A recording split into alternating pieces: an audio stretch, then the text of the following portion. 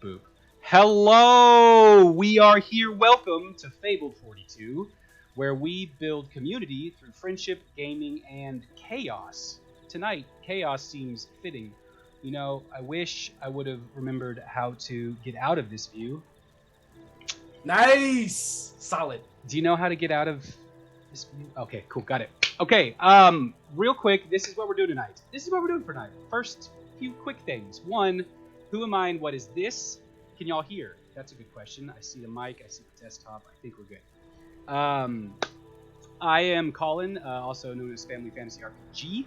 I teamed up with Wildspire Miniatures to make the world of Solon for his gaming miniatures, and it's turned to a nice, big, fun world for which us to play D&D. That's a sentence. So this is a little different. You may know a little bit about our main campaign on Wednesday nights. I think we're 6 episodes in. Things are starting to get a little friendly and chummy, and it's going to get good. But to fill in a little downtime, we decided to do a side quest. What the side quest is it's going to be a story. We're here to tell you guys a little story adjacent to that story. So this campaign has been in Gorespire Keep. We're going to leave Gorespire Keep for this. We're going to have a little bit of a different scenario. So here's what we're going to do. I'm going to go through some quick announcements. Then we're going to run our intro video. Then when we come back, I'm going to quickly get us into a scene, and that's when we will make not only player introductions, because we do have some new faces here on the Fable 14 network, but also the character introductions as well. So, announcements. Griffin Co. If you know our show, you know Griffin Co. because we are friends of theirs. They do 3D printed terrain and miniatures that you could see on some of our shows, especially on YouTube videos from the past. We're going to get it back. We're going to get some of these Griffin Co. terrain pieces back, maybe in the future of Heroes of Solon. If you use the promo code Fable42, you can get 22% off your purchase. Sponsor number 2, or an Underground Oracle. Check out our friends. They create edition resources for both sides, being DMs and players. You can find them on DriveThruRPG or at undergroundoracle.com. And I believe, am I right to say that we have an Underground Oracle content here tonight? Yes, we do. It's me. There we go. So you will get to see firsthand some Underground Oracle content.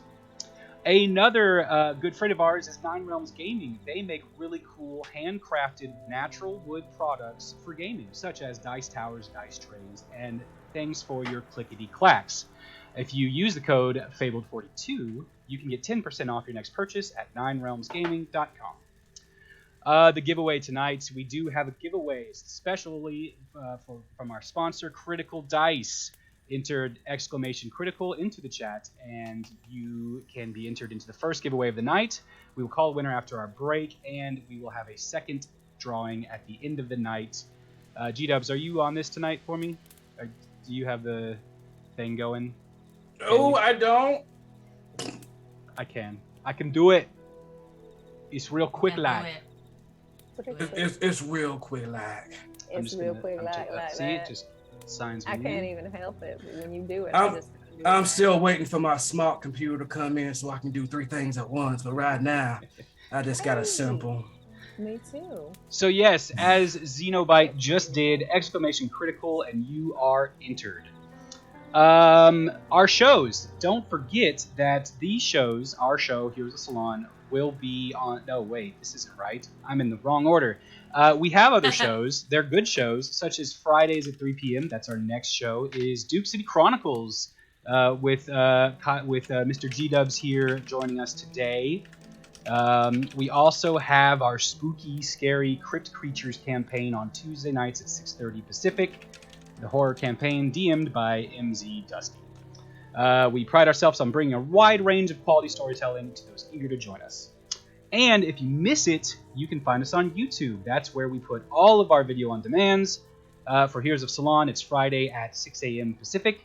You can watch all of our past episodes. You can meet the other characters in the main campaign. Yeah, check it out. And finally, Uno Mas Cerveza.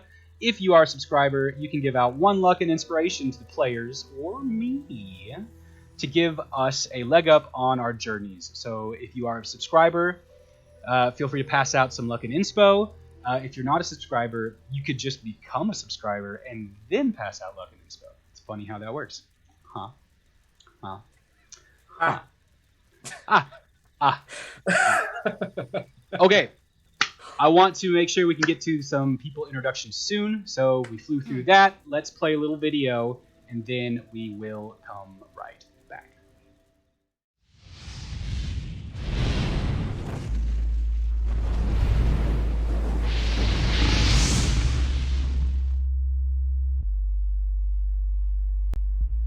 Solon, a world caught just outside the blessed fields of Elysium.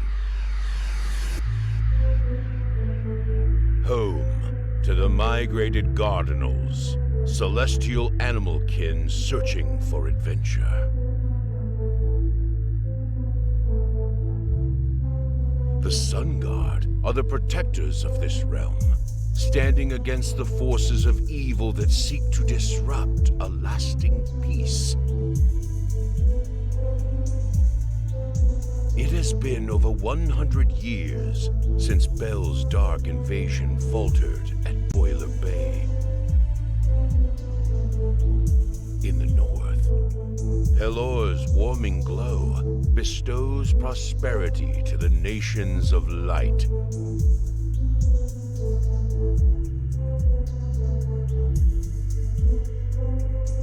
But in the south, a new story unfolds.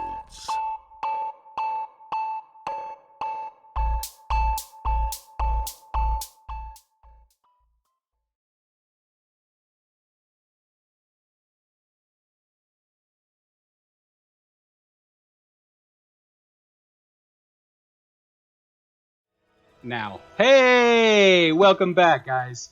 I am doing some on-the-fly fixes, so to help us out with that. Dave, is that better? Do you like that? Do you feel? Is this? What do you think? What do you think? That's better. Yes. Okay. I don't know what Dave you're talking to. I will try very hard to delineate Captain Dave with you, Dave. Or I'll just get in my mind to say attento. Attento. Okay, let's just go down the line and do some quick player introductions. That would help me give time to do this. So let's start with you, Cherie. Hi, I'm Cherie, and tonight I'm playing Trixie Love Teely, and yeah. All right. By the way, Cherie, I love your wig and Thank your you. outfit today. Thank Very you. nice. Very comfortable. You should see what's underneath. A robe, yes. Hey! Sorry, not sorry. She's mine, everybody. Trixie's got eyes for you, Katora. I love that. This is a great way to start this game. All right, I am Chelsea Simmons. I am playing tonight Katora Swifthand, the Goliath fighter. But usually I'll be on Fabled 42 on Wednesday nights in Heroes of Solon, playing someone else. And if you want to know who that is, come watch on other Wednesday nights. Okay, I feel like I totally didn't do any of that. So I normally Going play... first is the worst. Oh yeah, right. I was just like, oh shit, what do I say? Okay, so I'm playing a halfling bard tonight, and that's what Trixie Love Tea Leaf is all about. And she likes to sing, she likes to make poetry, but she mostly likes to keep the peace. Very well. My name's Dave, and I like to party. Yes, it was bound to happen. Anyways, yes, I'm Dave, Salty Stormtrooper in the chat, moderator of this lovely realm. I am playing Attento, the Averill Artificer. Ooh, I love the alliteration there. And it is Colin's homebrew race for this game, so I'm excited to play him. I am in no other shows here, so that's it. Around all the time. Always watching. Always watching. You're our protector. Watching, Gazowski. Who's next up? I don't know the line. Captain I Dave. don't know the line either. Captain All right. Dave. Well, You do. my name is Jason Dean. I am co-owner, a DM, and player over at -2 Charisma. We are another streaming service. We play a bunch of other D&D games and other systems as well. Right now we have a Scum and Villainy game running tomorrow. So if you guys want to see a theremin space punk band, go fight the man. Feel free to swing by, unless you guys have something going on. It's very cool. But of course, always go to Fabled 42 first, but then check us out. Colin's been a long-time friend. We played with him. I tonight am playing the illustrious Captain Dave. Tiefling warlock, totally a good guy. Nothing evil about him. It's at least me.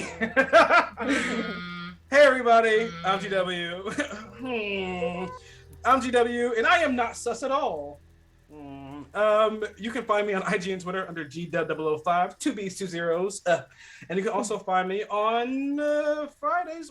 Well, who hit you in the heart? Frisky got me good.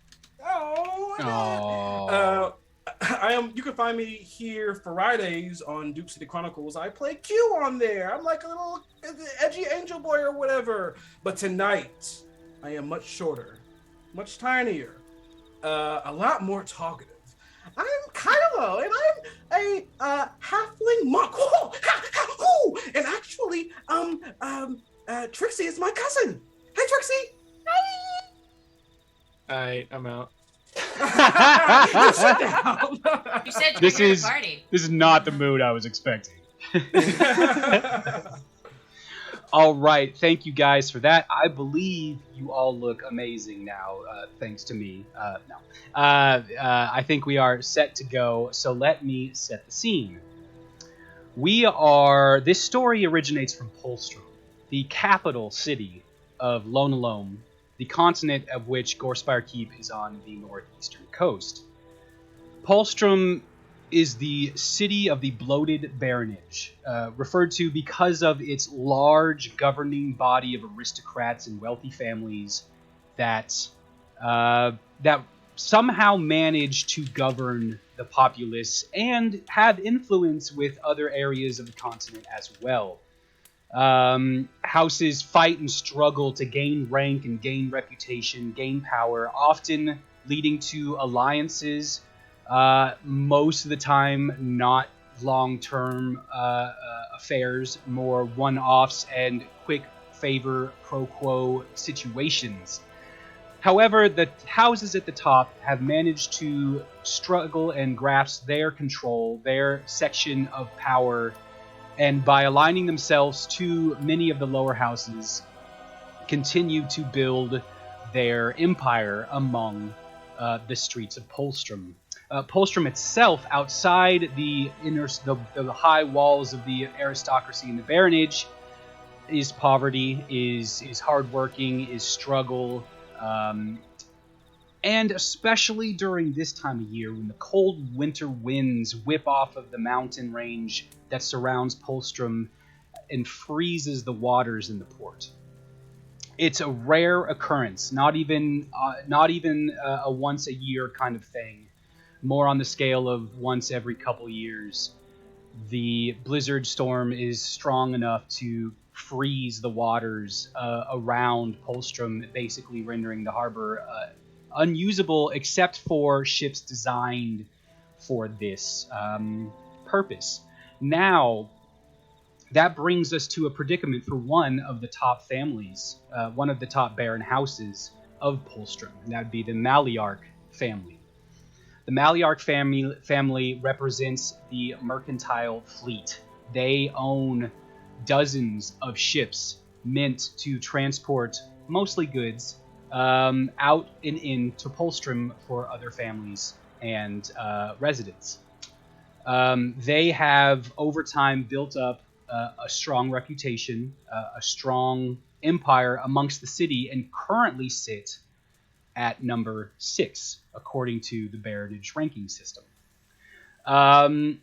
However, with the ports frozen, they're one ship designed to break ice in situations like this, currently far from home port. They have found themselves needing to transport something. So they have asked Captain Dave, a long-time higher ranking. No, you're not Captain Dave. Yeah. I know. Saluting Captain Dave. It's just saluting. I know you're right there. You're ready. Captain Dave has been asked to take a group of new recruits of the house on a trek with horse and carriage on the long road from Pulstram up north to Sunrise Yard. Sunrise Yard being another large port area connected to Gorspire Keep in a way. It's a good distance away travel on foot, but the main port of entry for Gorspire Keep in the surrounding areas to the north. There, a ship will be waiting to take the package to its next port of call. There is, for you viewers, a little bit extra. Captain Dave has been given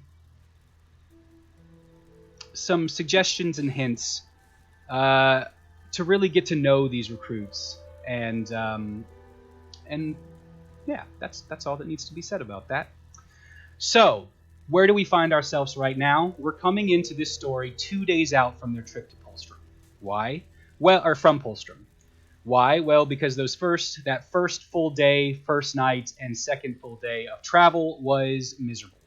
Through the wind-swept mountain passes that lead from the northern gates of Pulstram through the Fellshrag Mountains to end at the base peaks north, it takes a good solid 2 days.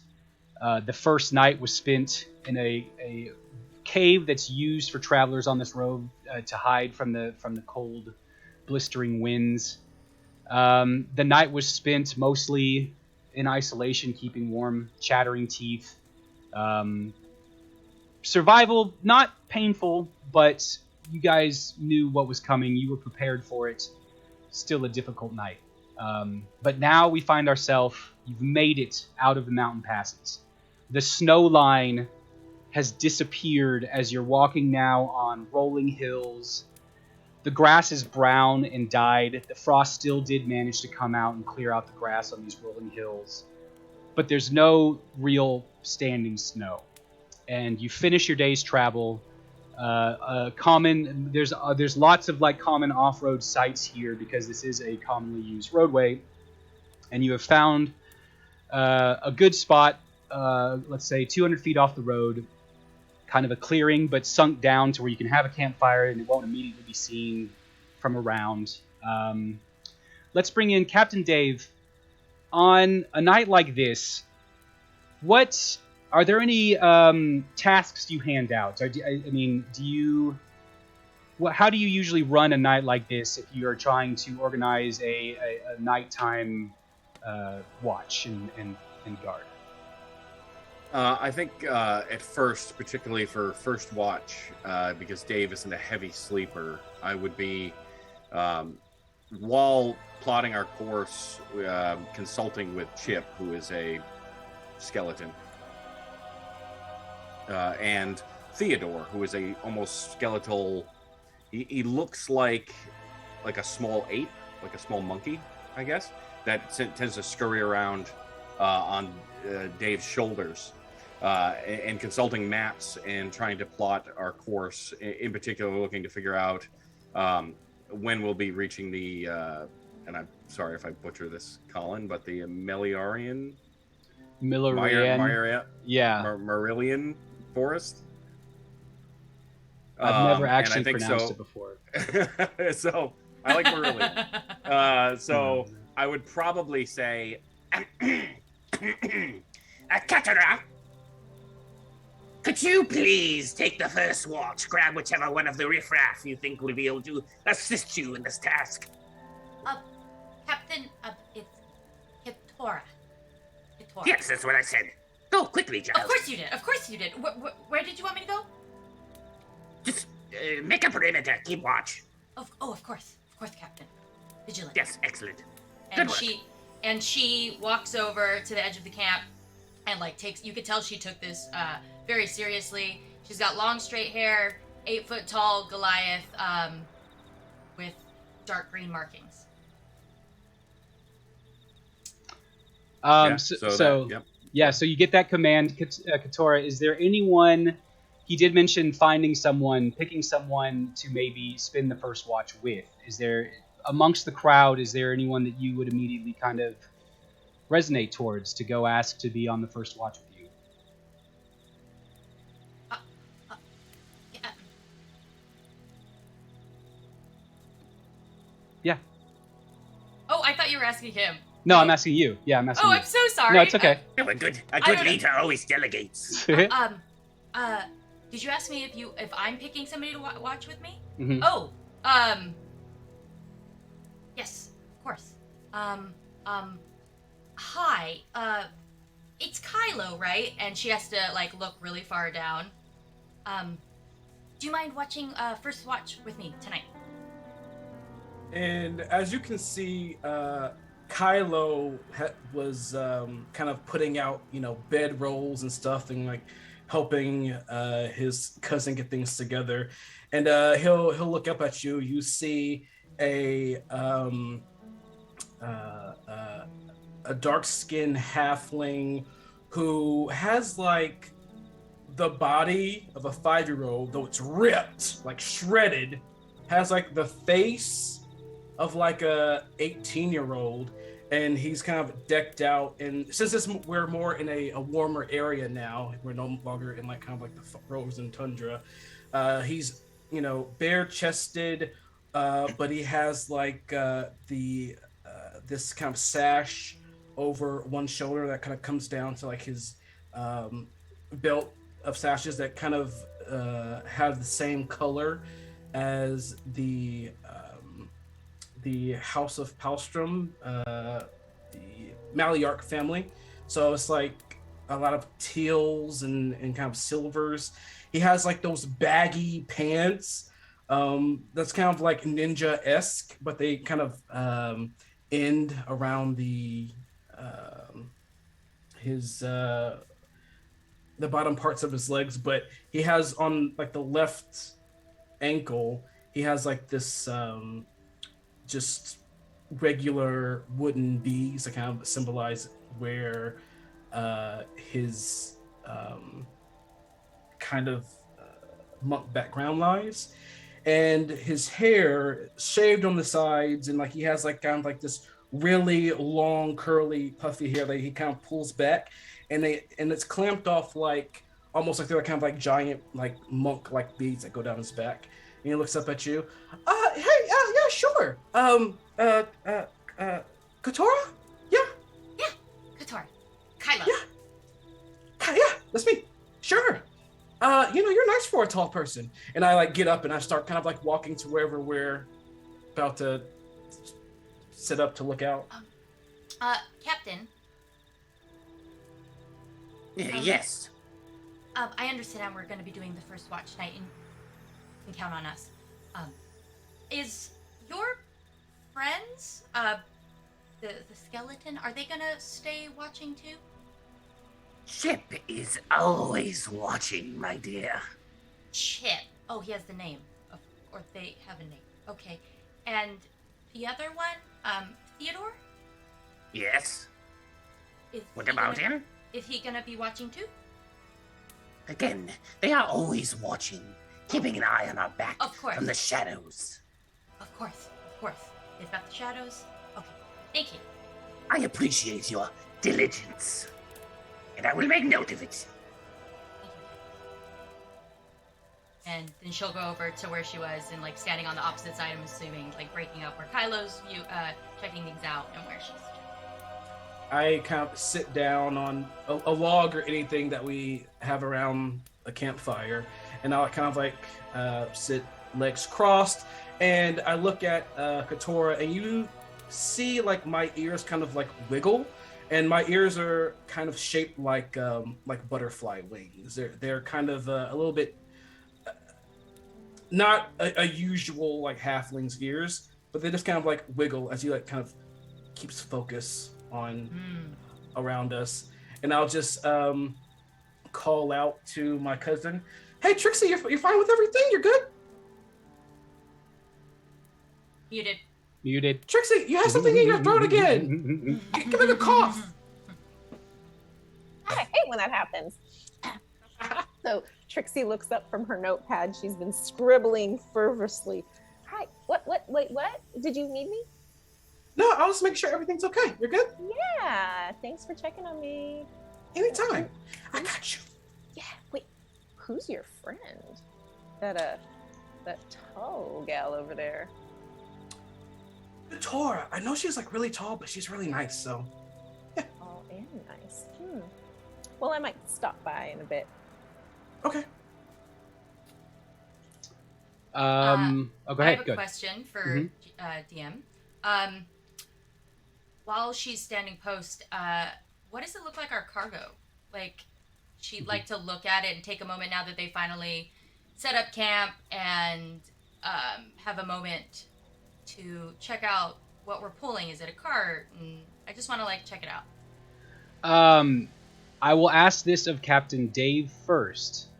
The cart has so far up at the beginning. It was a covered carriage that had a tarp securely fastened over a framework of bended poles, to where the snow was pretty nice and slick, and it would kind of slip off of it. It was really easy to get the snow that was accumulating on it off, and it kept the inside. It was a good, strong kind of structure for the inside, holding whatever is inside. Dave, I will ask you: now that the snow is gone, would you keep it covered? How protective are you of this? Yes, and Chip in particular is typically always keeping watch. If not, Dale, unseen in the darkness. And just for my sake and viewers' sake, who is Dale? Dale is my undead spirit. You have your own army. Perfect. So you Yes. have one of them kind of always guarding the caravan? Correct. Okay. Good to know. So, Katora, you go ahead and give me first roll of the campaign of the mini shot. Go ahead and give me a perception check.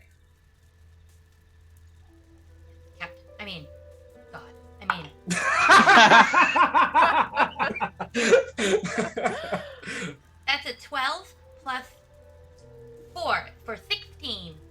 Okay. You kind of like, as you're talking with people, you're kind of keeping an eye over near the cart. Hmm? And there's one instance in, let's say, like a 30-minute time point that Captain Dave, goes over to the cart and checks. Just does a simple lift up the curtain and checks. And just from the glimpse you get at that moment, unless you want to get closer, from that glimpse you get that moment, you can tell as far as big as this canopy covering the carriage, it's not filled to the brim. There's a lot of open space there, but you really can't see much other than that. Okay. That space, what I do see is that it's not filled. So it has to be shell or something. Okay. Thank you. I will not go over. She is more concerned with staying at her post, but she wanted to check it out because that is what she's protecting. Okay, let me ask Tinto. You've noticed that Captain Dave has given out assignments so far, and there's been some chatter. What do you think you'd be doing kind of in this first night, getting ready, knowing that you don't have the first watch? You don't know what you have, but you don't have the first watch. Atinto would, well, first off, he's a raven, a 7-foot raven with black leathers that are kind of fancy. And there's like copper wire that comes in and out of all the clothing. Got a cloak with thick fur on it on the sides, and a mask, which is just a normal mask to a raven, but it looks like a plague doctor's mask, and a big wide brim hat. He would just look around at everyone and then pull out this little like device and start walking around the cart, and like you just hear bzz, bzz, bzz, and he's just casting mending on like rusty bolts or tears on the tarp or anything like that. He's just mending the cart. Okay, so I need several things to happen. All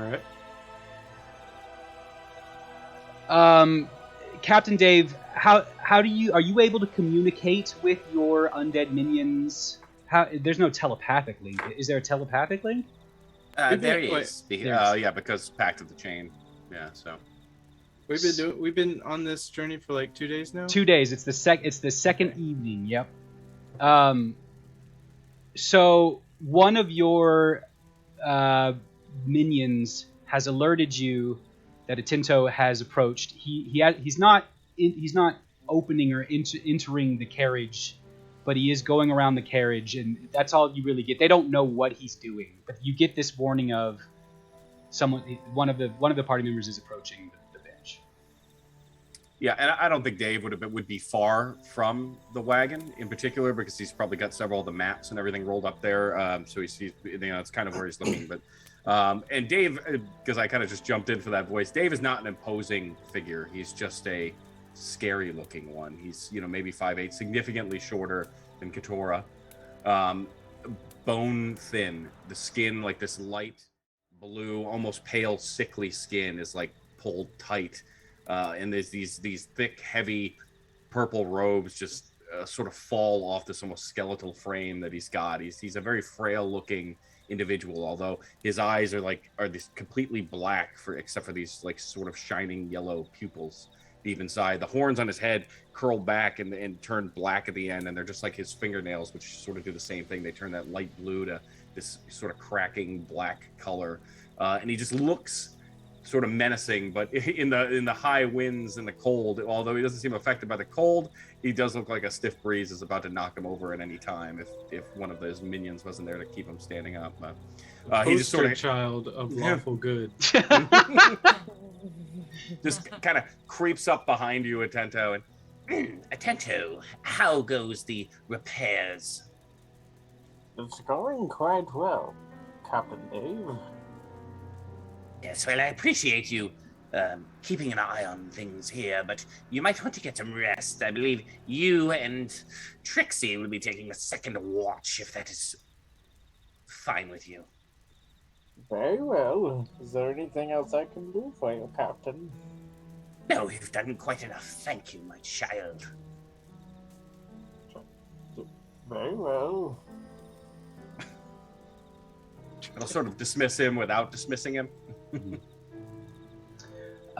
We'll go forward a tiny bit. Not quite bedtime for those who aren't on watch yet, but the sun is going down. There's a cool breeze coming off the mountain. Although it is much warmer at night, you aren't quite far enough away from the range to escape some of these cold winds. So right as the sun goes down, that creeping cold kind of comes back with the wind. A fire is possible, if you so would like. I'll leave that up to the people taking first watch, Katora and Kylo. Is there anything else you guys would want to do before it would be first watch? Yes. Go ahead. Well, for me and Katora. But that would, not quite your watch yet. I'm asking mostly the people. Oh, I see. Yeah, before you actually officially go on watch and everyone else goes to sleep. Yeah. So let's see what So- Trixie has. Yeah, Trixie is gonna run down to her little like sleeping quarters area, and she's going to change out of her really like thick layered clothing into a pale pink satin pillowcase with a fuzzy robe and matching boots, and she's going to grab a couple of snacks from her bag and like an apple and a regular ration, if you will, of a meal, and then is going to walk up to Kylo, bring it up. Kylo, did you eat? Here, eat. Hey, thanks. Yeah. He'll take it and he'll just start like scarfing it down. Oh, what is this? This is so good. Well, just something I whipped up myself. Yeah. So, do you think Katora is hungry? It's huge. She's probably starving. I'm gonna take the food from him before he finishes, and I'm gonna walk over. I'm gonna walk over to Katora. Hi. So I see that you're keeping my cousin company. Are you hungry? Did you eat? Like trying to like not look away because she's taking it very seriously, but she like sees this food. I guess I could have just a little bit. Oh, okay. Go on ahead and have that. Yeah, there you go. And then Trixie just kind of stares at Katora. What is this? Oh, just a little something I whipped up. Nothing, no big deal. Thank you. Are you okay? Oh, yeah, no, so totally fine. She's like looks over her shoulder like, do I have something on my face? Did I leave some crumbs? I'm so messy. No, I just, if you're ever hungry again, just let me know. Okay. We as a people really like when people enjoy our food. We're kind of big foodies. Yeah. I like to eat. So. Oh, perfect. Thanks. And so Trixie's just kind of given her the escalating elevator eyes, and then, oh, here, let me take that. Yeah. I should really be on watch. Of course. Thanks. So Trixie takes the stuff Is there back. any of that food left? And then I look, oh my gosh, hi, what is your name? Atinto, we've been traveling for 2 days now. You know what? I'm sorry, I keep mixing you up with the other guy. What's his name? Captain Dave. Dave. Yes. I'm sorry, Atinto. You know what? It's just you kind of, we haven't really talked much, but I'm Trixie Love.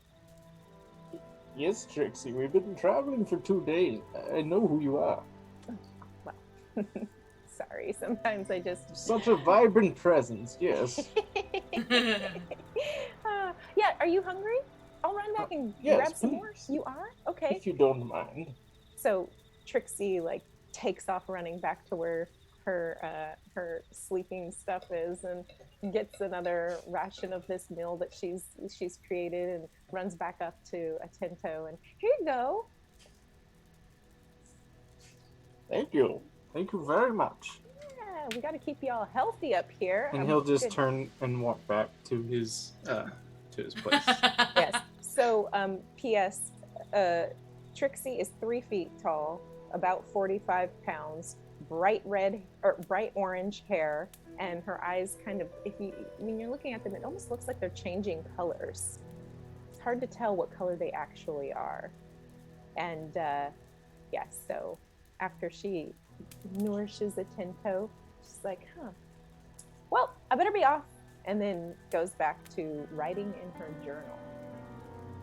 Theodore, make a mental note. Trixie, good for morale. Poor attention to detail. Excellent chef. Discuss fraternization policy later. Okay, this is a very big point of clarification. Does he attempt to take notes? Can he take notes? Theodore is my imp familiar. Imp familiar. Skeletal in form, yes. So. Okay. So you hear his handwriting is atrocious though. It's really bad. So we're working on it. Right. So All caps. you see him writing, and you can see that he sometimes draws pictures next to words and sentences just to remind him that is important. But it's not complete thoughts. Usually it's like a sentence and a picture, and that portrays what he's trying to put down. It's a more of a learning mechanic for myself, right? I just say it out loud to him, and I kind of memorize it. And right before, I guess, me and Katora really kind of start focusing on any kind of lookout, as we're kind of prepping and everyone's still kind of, moving around and everything, he would just kind of just start, nonchalantly talking to her.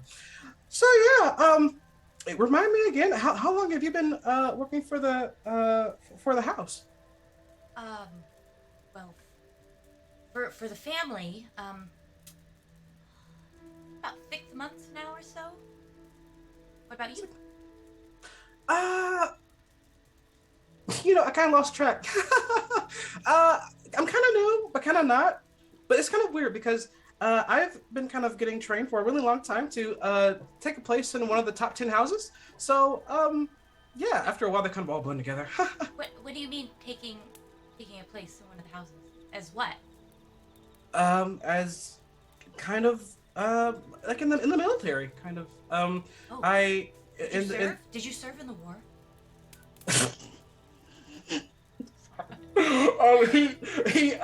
This kind Why of are like you last. laughing? It was really horrible. It's like, DM, I didn't. Did You I? didn't know. Okay. But I He'll be like, no, I didn't. I was still training at that time, but I am heavily on the shipstorm with usually when we, when they're not frozen over. But yeah, even though I've been training a lot, for to take, I guess, a place to be in one of the top 10 houses, whatever. I don't know how I really feel about the whole elitism.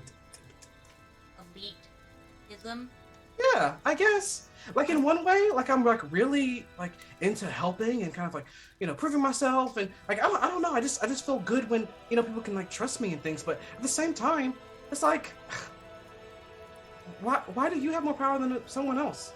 Like maybe we can just all like work together and be equal and not. But whatever. I don't know. That's just me.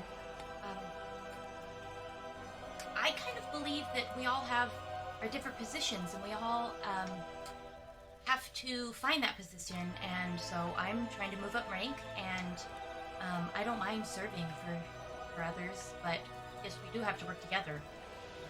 But I mean, there's no way I'm an equal with Captain Dave, but I hope to one day.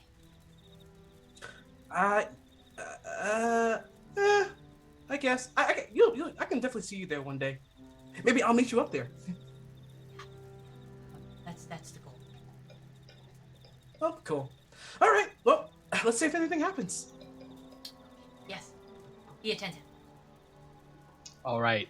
So let's go ahead and transition. The night, we'll go through the first watch between Katora and Kylo. We'll say that conversation was kind of happening. Did you have something, Atento, or? Yeah, I don't have to RP it unless you want me to, but I was gonna call some birds and have them watch around the perimeter as well.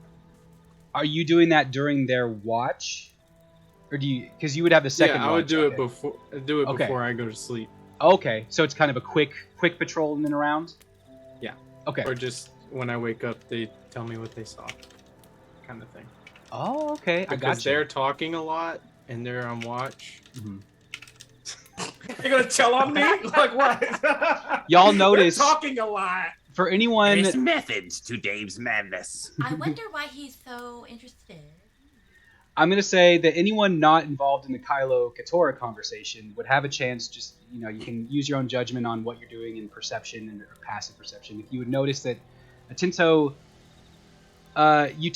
you have two birds with you all the time, right? No, those are my gadgets. It's just like I'll call birds in the trees because that's a right. It's a racial thing. So yeah, you call out with a sequence of whistles, and yep, no, it's perfect. And you guys know when you're walking and you go towards a tree that just has a lot of birds in it, you spook them. It's that kind of effect. As he finishes with the syllable, there's as way more birds than you expected to be in that one single tree right there. All kind of scatter at the same time, just out. And I leave like half the plate of the food like under that tree, nice. Tucked under to the side.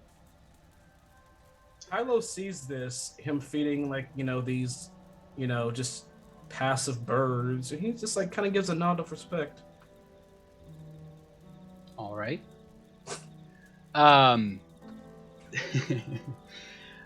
We're gonna go ahead and go through to the first night's watch between Katora and Kylo. The winds are cold, but the fire keeps you warm.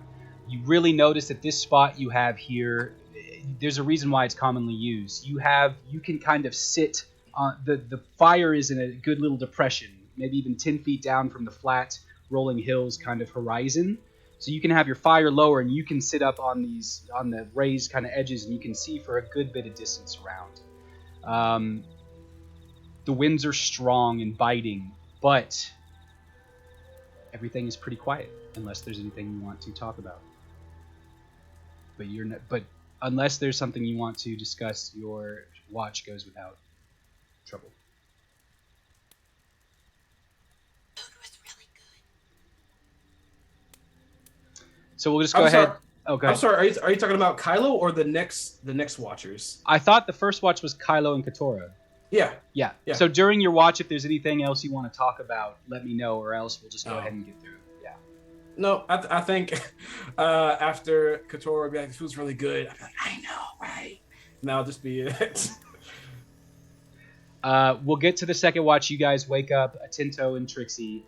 Well, for ease of everything, we'll say you guys have a 2-watch system. And no one loses sleep. You know, you got your 2 watches. It gets you through the night. As Katora and Kylo get settled, is there anything either Atento or Trixie you would like to bring up or do?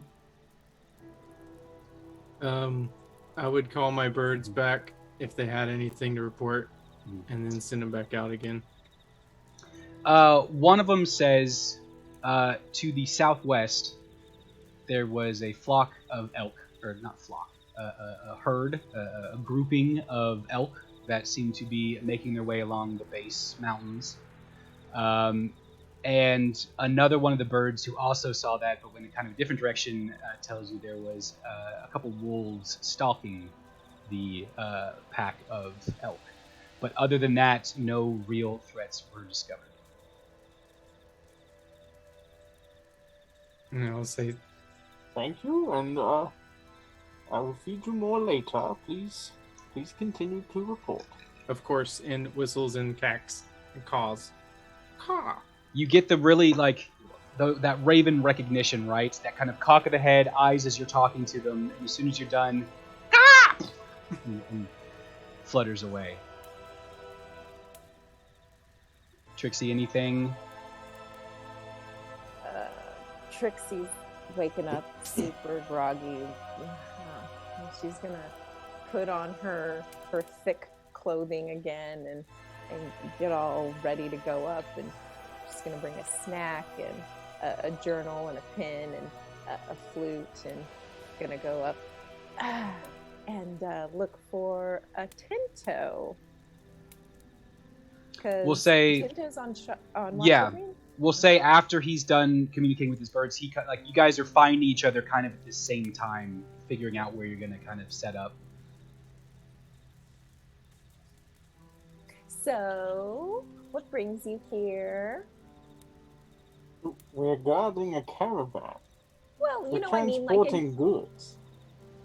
in general to the lifestyle. I know this is like a whole thing for some people. Like my cousin, he's totally into like the whole honor and working for like a major family and all that stuff. And you know, he's really good at what he does, so it makes sense. And then I'm pretty good at what I do. I was a medical combat trained or professional, you know, like healing people and stuff. And Combat medic? Yeah. Oh, very. You've heard of us? Very intriguing. Yeah, you know, I'm small and nimble. It's helpful. I mean, unless they need to carry someone, then that's not really helpful at all. But, you know, I've got my ways. I will keep you close to me then. And your food is delightful. Oh, why, thank you. I'm pretty much just, I feel like that's my area of expertise, is like making people feel nourished. Healing through the stomach. Yeah, I mean, that's a real thing. Like, you are what you eat, seriously. Yes. Mm-hmm. Oh, wait, I'm sorry, sometimes I forget, like, what I'm actually doing. I'll go stand right there and be on watch. And then she, like, walks over to the corner and, like, looks around for a couple of seconds. Do you know any good songs? Have you heard many ravens sing? Well, I mean, lots of ravens sing. I mean, it depends on what you consider a song. Well, I know songs, but they are not very beautiful to ears outside of the aviary race. Oh, you know what? It's kind of like my vocal warm-ups.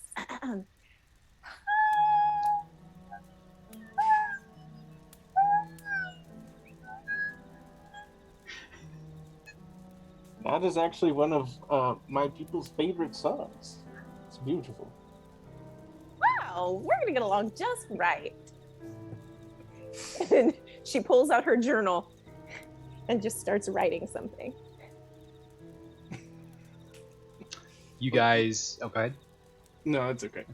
You guys exchange some musical, some musical tastes and preferences, and you kind of talk for a little bit, small talk, nothing important, and then also kind of the chatter kind of dies away as you get further into your watch.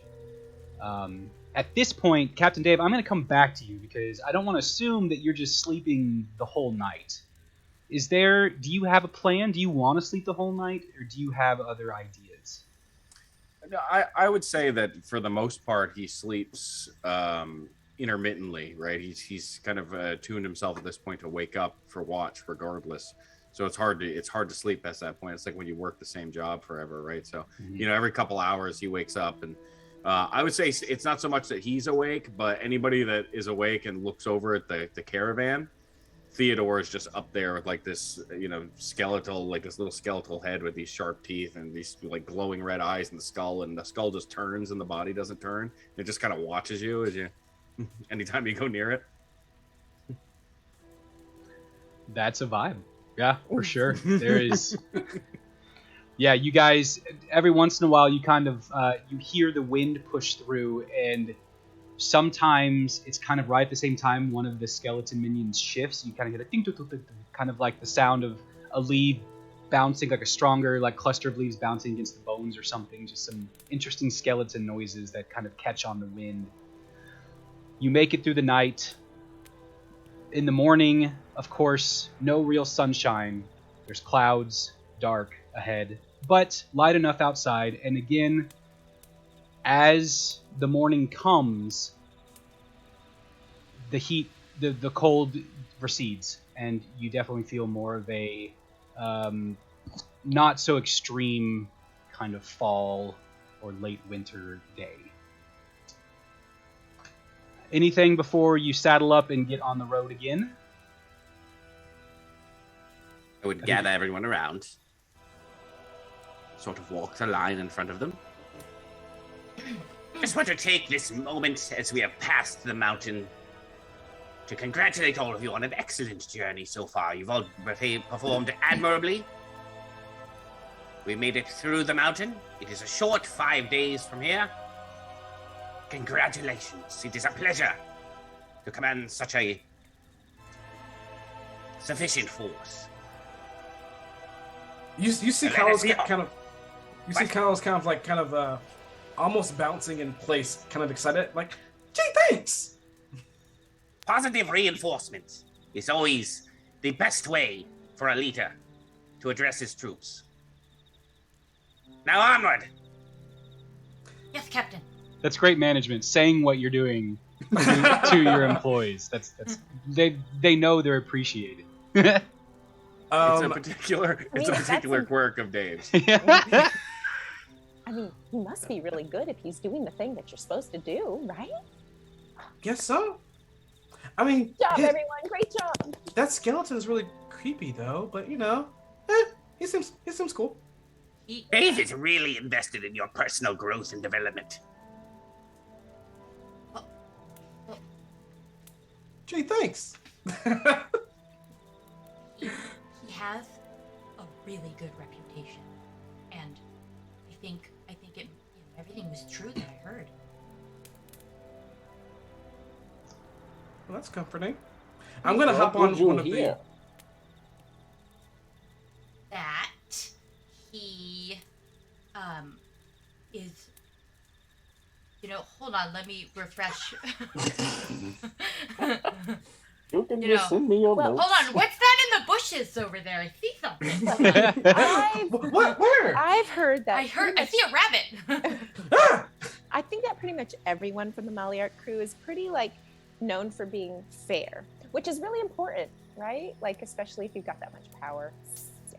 Well, they're a very powerful family, but they've garnered a lot of respect because they're supposed to be honorable and they do right, and they have a good reputation because they do good by others, for the people they hire, or the people that hire them, and all of the shipments that they do.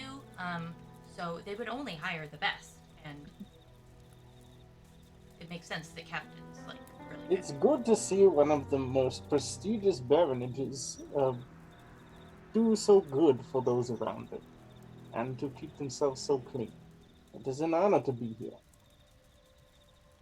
I Good agree. family. They are.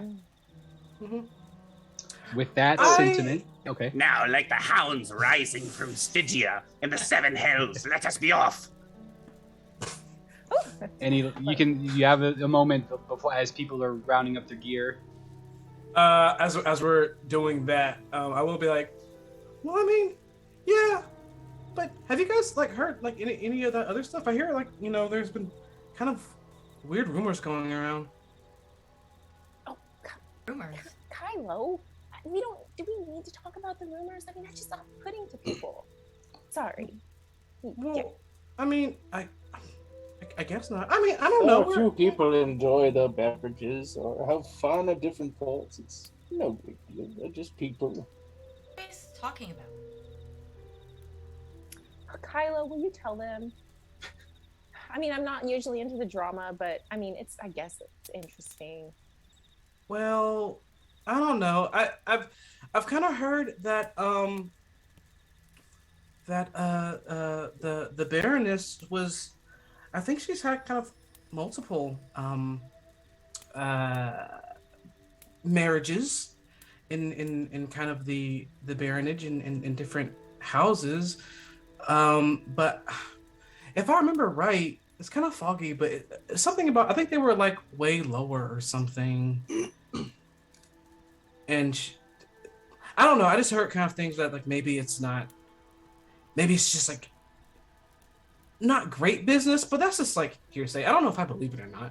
Oh, I mean, like I mean, Tilia is awesome.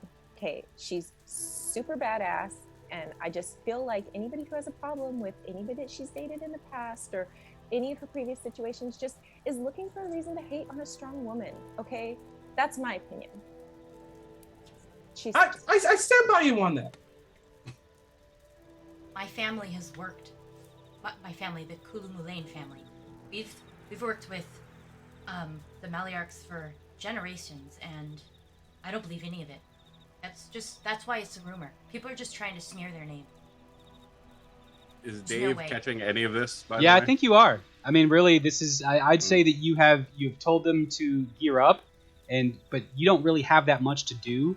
So you're kind of like walking around the carriage, tightening a strap. But you've got an ear in on this chatter, yeah. Recruits, listen. If you learn anything from Dave today, believe half of what you see, none of what you hear, and everything you do.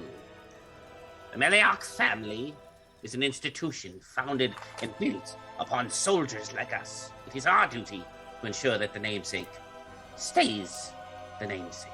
And it is our actions that will define that growth and development. Now, let us get off this cursed road. Aye, aye, Captain. I salute and just like start working. Okay. You guys take the road. I'm towards the front. Okay. I put that on there. Sure. Yeah. No. That's good. I'm up front. You're up front. You guys. We didn't really talk about what you have. I'm saying you've got 2 horses pulling the carriage. You can have someone riding one of each of the horses as they pull the carriage. The carriage does kind of have a front seat bench for a rider or 2. So you can kind of have an idea. You can switch off. You can do what you want. But you get on the road in this fashion. At sometimes some of you walk. Like sometimes most of you, I feel like sometimes you hop down and walk alongside. Sometimes you take a break just to keep it movement. You're not expected to go at like a super fast pace. But about half the day's travel, you make it to the forest line. Here, the road continues deep into the canopy of the. I looked it up because I want to say Moralian. I think that's what I said. Moralian forest. Moralian? Can I just make a comment? Moralian. I love that we're just making it up. Yeah. pronunciation-wise. Can I make a comment about what Trixie's doing? Trixie's on one of the horses, and she's like practicing like dance moves and her balance while this horse trucks along and is pulling this carriage, and just like working on her balance. Awesome. At one point, Dave's horse just trots by, and Theodore looks over at you, and like part of his jaw like falls off, and he fixes it. You, slow as you approach, you all are kind of taken aback to the forest ahead of you. What you can see is a long, straight path that is kind of impeccably groomed, with no bushes or leaves on the path before you, and the trees going up with a canopy covering the roadway about 30 feet up. There's no sunlight right now, but the gray from the sky pierces through the canopy at points where sunlight, similar to what sunlight would do. You see these instances of a beam of light, but it's not brilliant sun. It's this overcast kind of light, yet still filtering through the canopy. It's kind of unsettling, and I want you all to make a perception check. Hey, we all get to roll. So it's not sunlight. It's not sunlight, no. That's my advantage. Let's see. I don't have advantage on this, do I? Your boy got a 5. I got a total of. Go ahead, Kylo. Sorry. It's all good. I got a total of 6. 5 and 6, going good. Dave has a 19. 19. Victoria got a 12. 12. Trixie. 13. 13. Okay. Kylo and Atinto, you see how I described. It looks... It's kind of awe-inspiring. It's beautiful. This roadway, with the light filtering through, it has a beauty to it. And I'll say, Katora and Trixie, you see the beauty, but then you kind of like see past it in glimpses to know that, like, oh, there is some visual effect in this forest. There's something distorting your view through it currently. And Captain Dave, you know the most about this forest.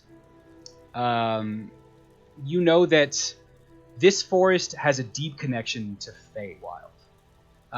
The single town of Torchpool that resides within the forest has strong connections both to Fey realms and elemental realms. But the rifts between the realms in this forest are definitely, the lines are blurred.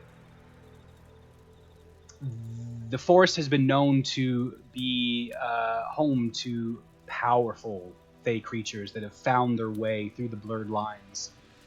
Many people feel that this is one of the more dangerous forests, at least as far as you know, at least on the continent, but perhaps it may even have reputation beyond.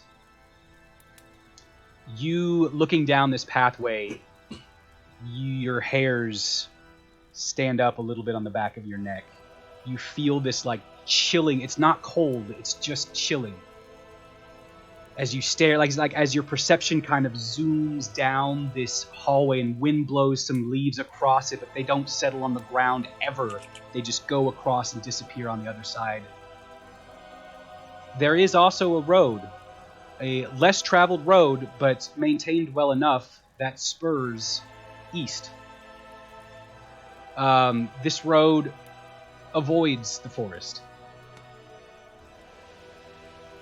Well, as Sir Robert of Frost once said, let us take the road less traveled. That looks like a good idea.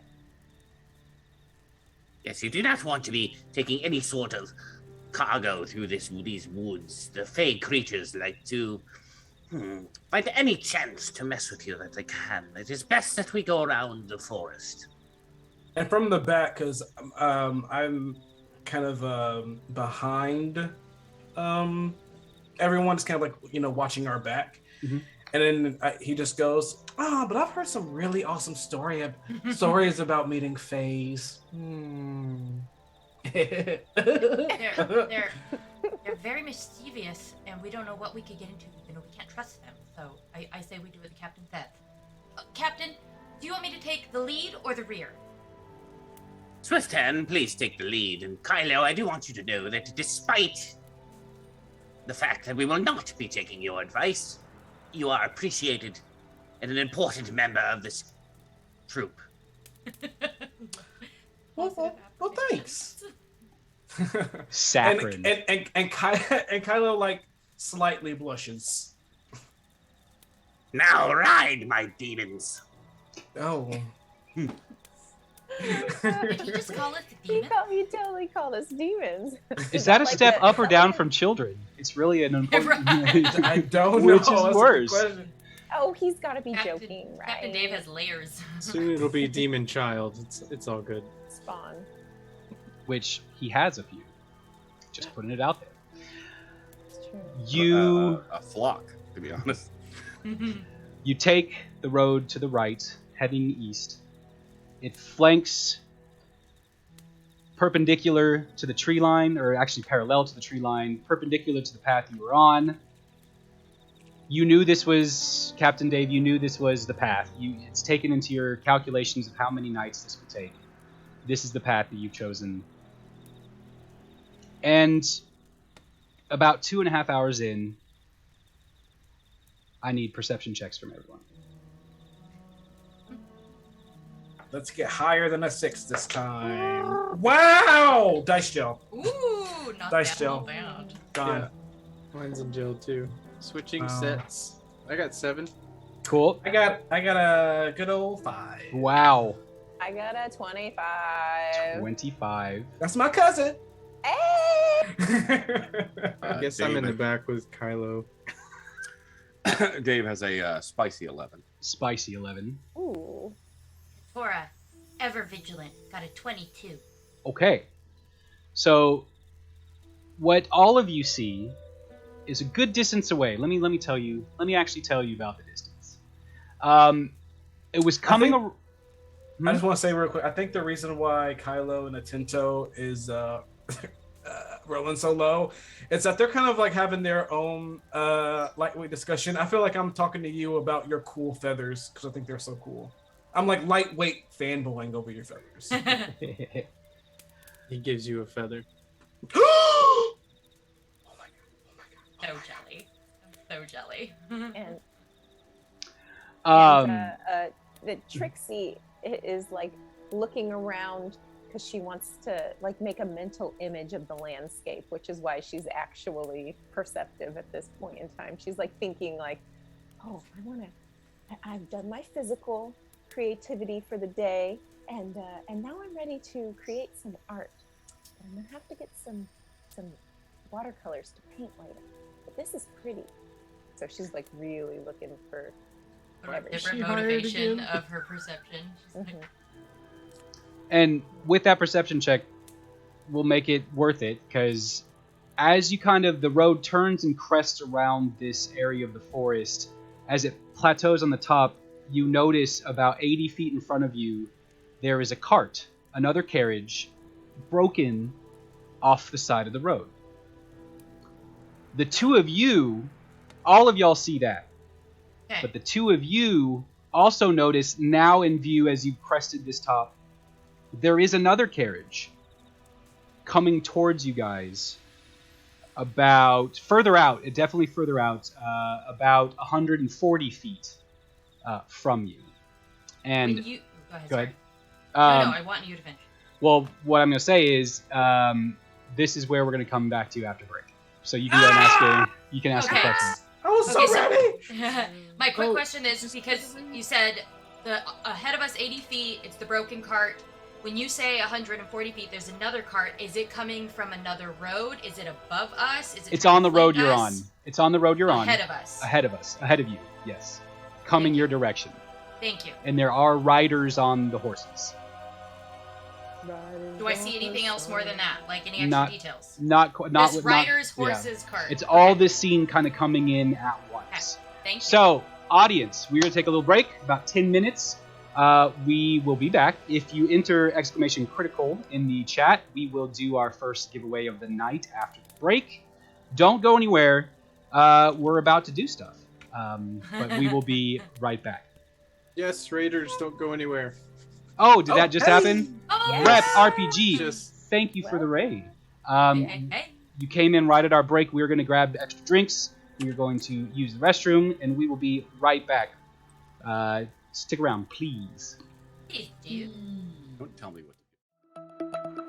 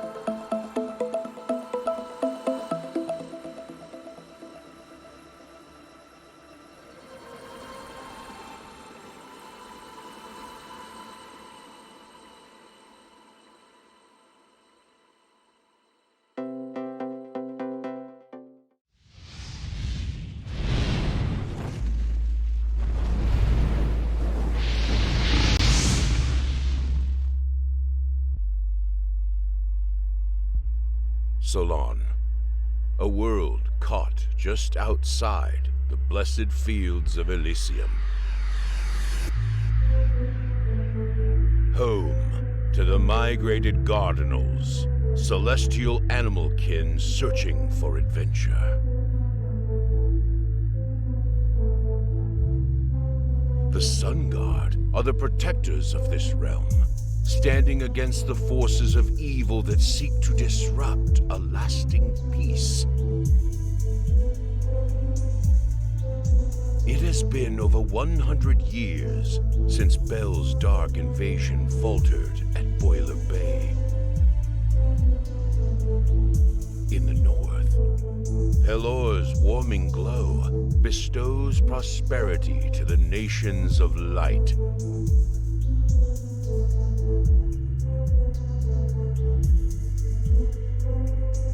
But in the south, a new story unfolds.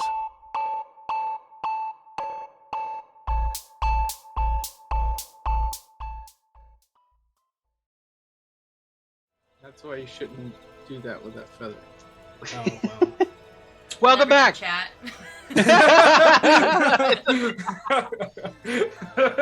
Glorious chaos, right? Community, friendship, chaos, Chaos. and, you know, all the components are here, guys. Hey, All there. here's the sitch. Let's go and do the giveaway. La, la. Did it go? Ooh. Bow Splitter. Bow, Bow that's a Splitter. cool name. Right? Congratulations. Bow Splitter. Find me on our Discord. You can find the link in the Dig it. information below the channel. Find me, Colin, FFRPG. No, sorry. On our Discord, I'm still Brolin. I need to change that. Yeah. Am I? Yeah, you're still Am I rolling. still Brolin? Okay. I will change it, but you can find me. I'm all over the... I'm kind of all over. How do we... I'll find you. You find me. We'll figure it out. So, everyone else, you can still be in the next... Actually, should I clear it? I should clear it, right? Tree, you're muted. Who's muted? She got it. Cool. I'll let her know. Reset. No, Like that's some of not my what I best material. Jeez. Oh, Colin, if you're doing it by the word, the special word Uh-huh. thing, you don't have to clear it. want. Okay. Yep. Cool. All right, guys. Where we are now is the group has been traveling on the road. It's past midday, and as they crest this kind of hill rise and turn, they spot a carriage off the road, busted and broken, and two of them also spot off in the distance, further on the road they are on, coming the direction, another a carriage with riders, one that is not broken down, that is in fact coming towards you. So Trixie is going to. Oh, can I do that now? Yeah, you can go ahead. Yeah. Okay. Trixie is gonna like run along the horse to the carriage and then get over to Captain Dave. Oh, Captain Dave. I mean, I'm probably sure you probably totally already saw this, but so there's like a carriage that's like up the way, and there's one that's like broken down, and then there's another one, and it could totally be fine, and I'm sure everybody's nice and everything, but It has could riders. also really be bad. Excellent perception. Trixie, I will make note of that. And always best to err on the side of caution. And, So, uh, yeah, go ahead. and then Trixie's like, oh, whatever, and then runs over to the horse again and is now on it. Okay. With this information, let's. Sorry. Are you calling out to them to patrol? Yes. Is that okay? No, that's perfect. That'll be that's my question right now. Is like, not in combat, but within the next 10 seconds or so. Let's see. Get Captain Dave. Let's go with Captain Dave first. Are you giving any like orders or what other than you said err on the side of caution? Is your chance to say what you want next?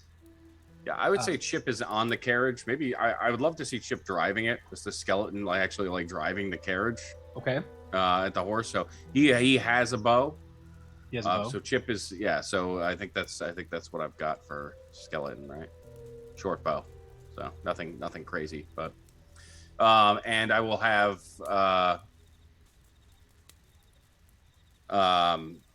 with the clawing, Theodore, like the bones will like twist and contort in Theodore's body, and he will take the form of a raven, and just he will also go into the air slightly above me. Whoa. Very cool. So between anything other Tinto than calling out to your birds, you can give them simple ideas. Patrol, bird, like what do you want them to do in this instance? I would just say, like, cart or carriage or whatever it is, and like point that way, and then report. Okay, so we'll say at this time you're passing by a tree, you see a couple birds in the tree, you call out to them. This isn't going to be like a huge fluttering before. This is actually just going to be 3 birds kind of not at the same time, one followed by another, kind of off in a different angle, but they do kind of passes, trying to not be super conspicuous, but like passes of the cart in front of them. Okay, Dave, you have yours. What's your kind of idea you give to not Chip? I would like to know if there are any particular house colors or sigils that are recognizable in these forlorn travelers. Okay, so you're more focused on the carriage. Let me go ahead and bring up the map. How about? Ooh. So we do Never this, a good sign. and we do this. That was only for placement, so we know where we are. Let's see. Forever the optimist, my cousin Kylo. Forever the optimist. You know me.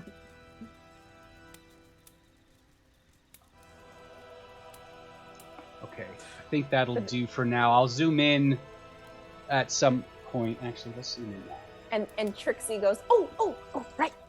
And then she goes and she like takes off this bag that she's got draped around her, and she opens it up and she like starts putting her arms in looking for something, and she can't quite find it, so she opens it up bigger and she like disappears half of her body into the bag and is just sort of rifling around in there trying to find something. And then like a couple seconds later she's gonna pull out her head and then a light crossbow and a couple of arrows. Nice. She's gonna put her bag back on and tie it up and okay, I'm ready this time. I want to ask this question. Are you guys continuing at the same pace forward? I'm in the back. I'm riding on the back of the cart, so I don't know. So, unless given different instructions from the captain, Katora would have, from the front, kind of done one of those like fist things to stop her unit behind her, and been like gradually, slowly approaching the broken cart. Okay, so the question to me, to you would then not be, as I slowed down. You slowed down, so you're not going much faster than the group, but you're just taking a little bit of a lead. How far, like, ahead of the group do you want to be? Or do you want to make a beeline to the cart? I'm with the group. Right. I'm just leading them. So, okay. And like I said, because I'm leading them and I'm first, I would hope that they would be keeping the pace with me, and I've slowed them down slowly to be cautious. Captain Dave, I'm going to ask you, are you going to relay to Chip to slow down as she kind of takes this posture in front? Yes, of course. You do not want to speed past the broken down carriage. That would be, evil. What judge? Yes. So what I'm going to say happens. Let's call it evil. Trixie, I know you said you were near or on a horse. I only put 1 horse in here, but we will say there's 2 horses. Tinto, Kylo, you're towards the back, so I'm going to have you just towards the back. Tinto, I'll have you on the other side. This is kind of nice. You're flanking the horses with Katora ahead. You can't see everything. It's hard to get everything in frame, but let's see if this is better. I would ride up and join Katora as well, I think. Oh, okay. So you'd be up with Katora? So you pull up beside her. Yeah, commanding officer and all that. Cool. So this is kind of the formation. I'm going to say over the next 10 seconds, because you slowed down, you guys move about 10 feet at this slower speed. Does that sound reasonable, or I'm fine with that. I'm okay. Sure. So as you slow and still approach the carriage, you notice that the other carriage has also slowed. They kind of match your speed and caution. let's say this is before we go into this next round of actions. Let's get everyone to make perception checks again. On this kind of 10-second span will be when you guys get your information from your little scouts. Kylo looks happy. Is there sunlight now? Nope. Nope. Okay. I'm ready with my number. Okay, Kylo, what you got? I got a natural 20. Nice. First of the session. It was my lucky feather. It was your lucky feather. You're just really good at those Give kinds it of back. things. Don't you? Apparently that was my lucky feather too. Damn it. 19. 19. Mhm. Wow. 13. Dave with a totally not evil 13. 2 13s from the 2 Daves. Is that what I heard? Yeah. 2 13s from the 2 Daves. Wow. Wicked. 19, Wow. natural 20, and Katora, what was yours again? One more time, sorry. Oh, a wonderful 8. 8. Okay, Katora, you are more focused on how you're displaying yourself than you are taking in information. Your focus is just a little different. You are putting forth this strong persona, as the person leading this caravan, kind of moving forward. The natural 20 and the 19. You guys, you're too far to see facial expressions, but head movement you can see. There's this carriage across from you on the road. There are 2 riders on 2 horses. Both of them are kind of going back and forth, head movement between the cart that's on the side of the road and your cart as well. They have slowed up, but other than that, nothing else has happened yet. So let's say next 10 seconds before we decide, I'm going to say, Tinto, your birds come back, and they say that you get this caw of alarm. You definitely get the signal of alarm. Captain Dave, as you sense your undead minion bird flying ahead. Theodore,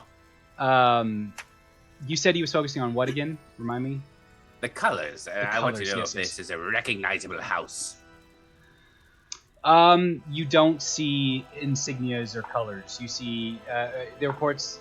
The report that you get back to you is just nothing. Nothing. That be typical, or On this road? No. It's not atypical. I have a question after. not atypical? Not like Thank you. this far away from Pulstram, you're going to be running into more transports that might bypass Pulstram. To the farming lands southeast of Pulstram, not everyone that you would meet on this road would be aligned to a Pulstram house. Of course. DM, you said that me and another with our perceptive Right, eyes saw yes. we saw head movement from the moving cart No. that's coming towards us. I actually forgot. That was for the people... sorry. Yes, you're right. The 2 13s, that's what they saw. The 20 and the 19, you did see more. Oh, Yeah, I just Okay. forgot. I forgot to get there. You guys saw movement, whether it be a flash of movement around the cart on the side of the road. a flash of movement in the cart on the side of the road. Broken down. In and around. Yep. All right, I didn't see it. I'm gonna immediately. I don't know who the other person who saw it, but I'm immediately going to put my hand on Atinto's arm since we were kind of talking and everything. And right now, that human-sized raven feather is in my hair, my ponytail. I'm like, Atinto, I saw something. Someone's still in that cart, and I'm going to use my halfling nimble. I forget exactly what it's called, but I'm able to stealth when I'm only slightly obscured by a bigger object. So I would like to start going stealth behind the cart and start moving. You're going to hide behind your own cart and stealth and start moving around into the side? Yes. Like I'm gonna try to get behind the captain, since he is kind of like the closest one, like to me that's toward the cart. Mm-hmm. Oh wait, is that the captain? Who's This on is top? the captain up here. Katora and Captain Dave are at the front. And you are Oh, at the okay. back. I'm gonna go stealth. I'm gonna try to stealth behind Katora. Okay. Welcome, Raiders. Misty Mountain Gaming. Thanks a lot for joining us. Hey, what's up, y'all? Good friends of the network. Kylo, go ahead and give me that stealth roll. Yes, here we go. Lucky feather, lucky Raiders. Let's go. Oh, wait. I was bestowed a luck. Thank you so much. Yes, I'm you going to were. use it right now. Right now, look at that instant Do it. gratification. Deceptor. Should I use the Influence same strong. die or a different die? Different. Okay, I'm going to use this one. This one's already. Better. Okay, so stealth total comes to stealth. 17 total stealth. 17. Okay. Yeah.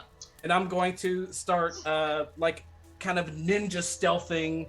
I'm gonna go around and Tinto, and I'm gonna like try to just kind of like duck behind Katora's horse to start kind of putting myself in motion. And I made sure to tell Tinto that I saw something so that he could. He's really like he's one of the ones that are like really serious and about like sharing knowledge and whatever, so that's why I gave it to him before I disappeared. Okay. So a quick message to you that he saw something amongst the cart, something moving, and you hear, as you go look over, you hear the scuttering as he runs around you.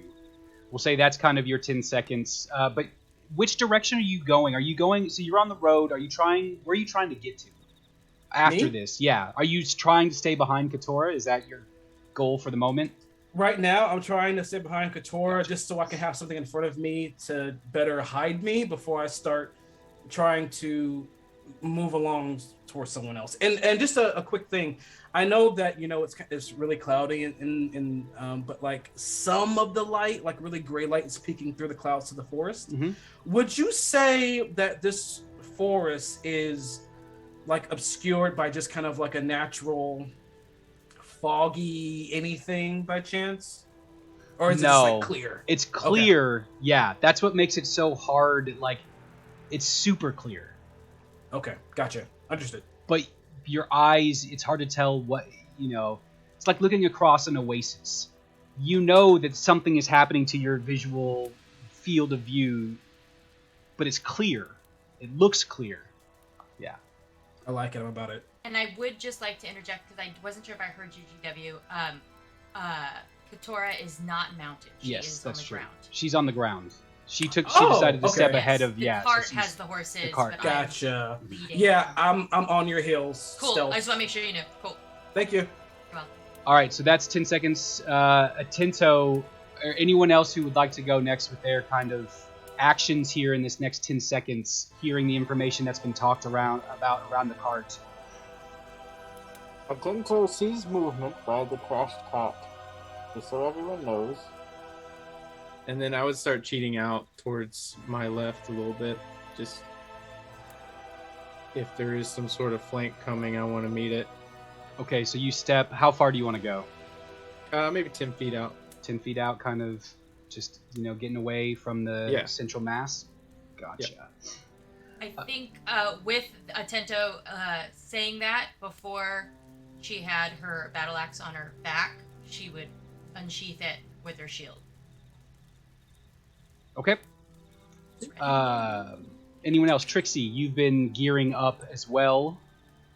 Yeah. So Trixie's got her light crossbow and a couple of arrows in her hand, and just like a little bit like, oh god, I'm not normally the one like holding the weapon. So Trixie tries to find a spot. Can Trixie get into the carriage? Sure. You can be on this front seat with Chip. Perfect. So is there cover in front of me? You're or tiny, is it like just right? Yeah, I'm tiny.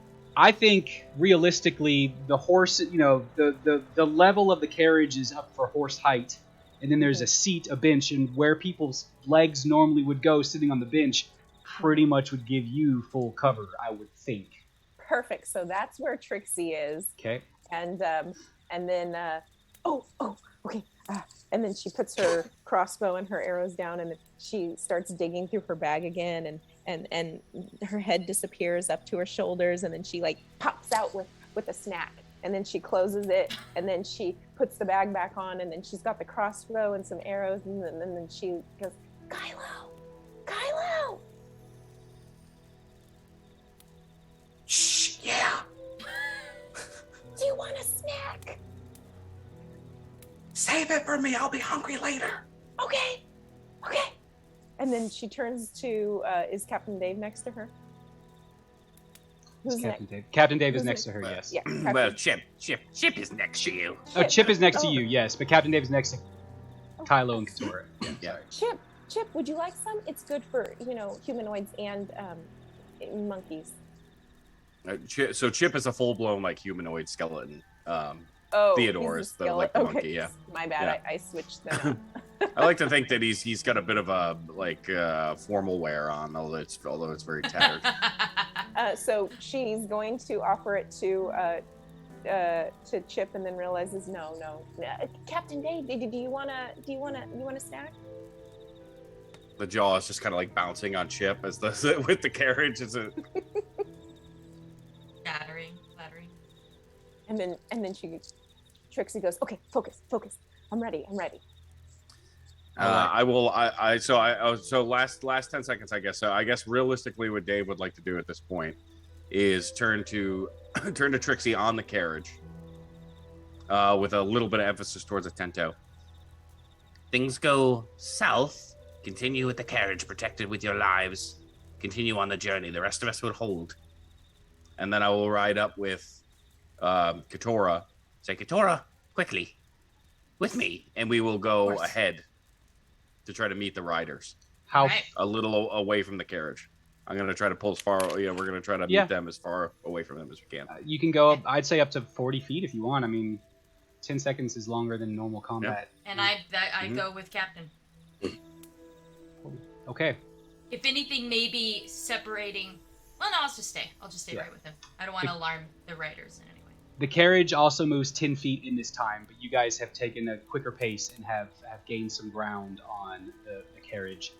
And as you guys are kind of coming up quick, this carriage is going to come up to right about here, and the riders are going to stop, and they're going to put up a hand. Both of them kind of put up a hand to you two as you approach, and you hear, "Hail!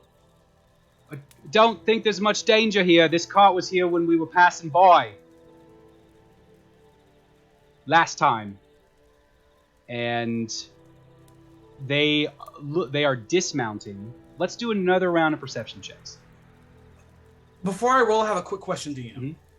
I was staying behind a Katora to use, to stay stealthy and half her ahead of me, and for me to be unseen. Yes. I would definitely like to, if allowed, I would definitely like to stay on the back of her heels as she's walking forward. Got you.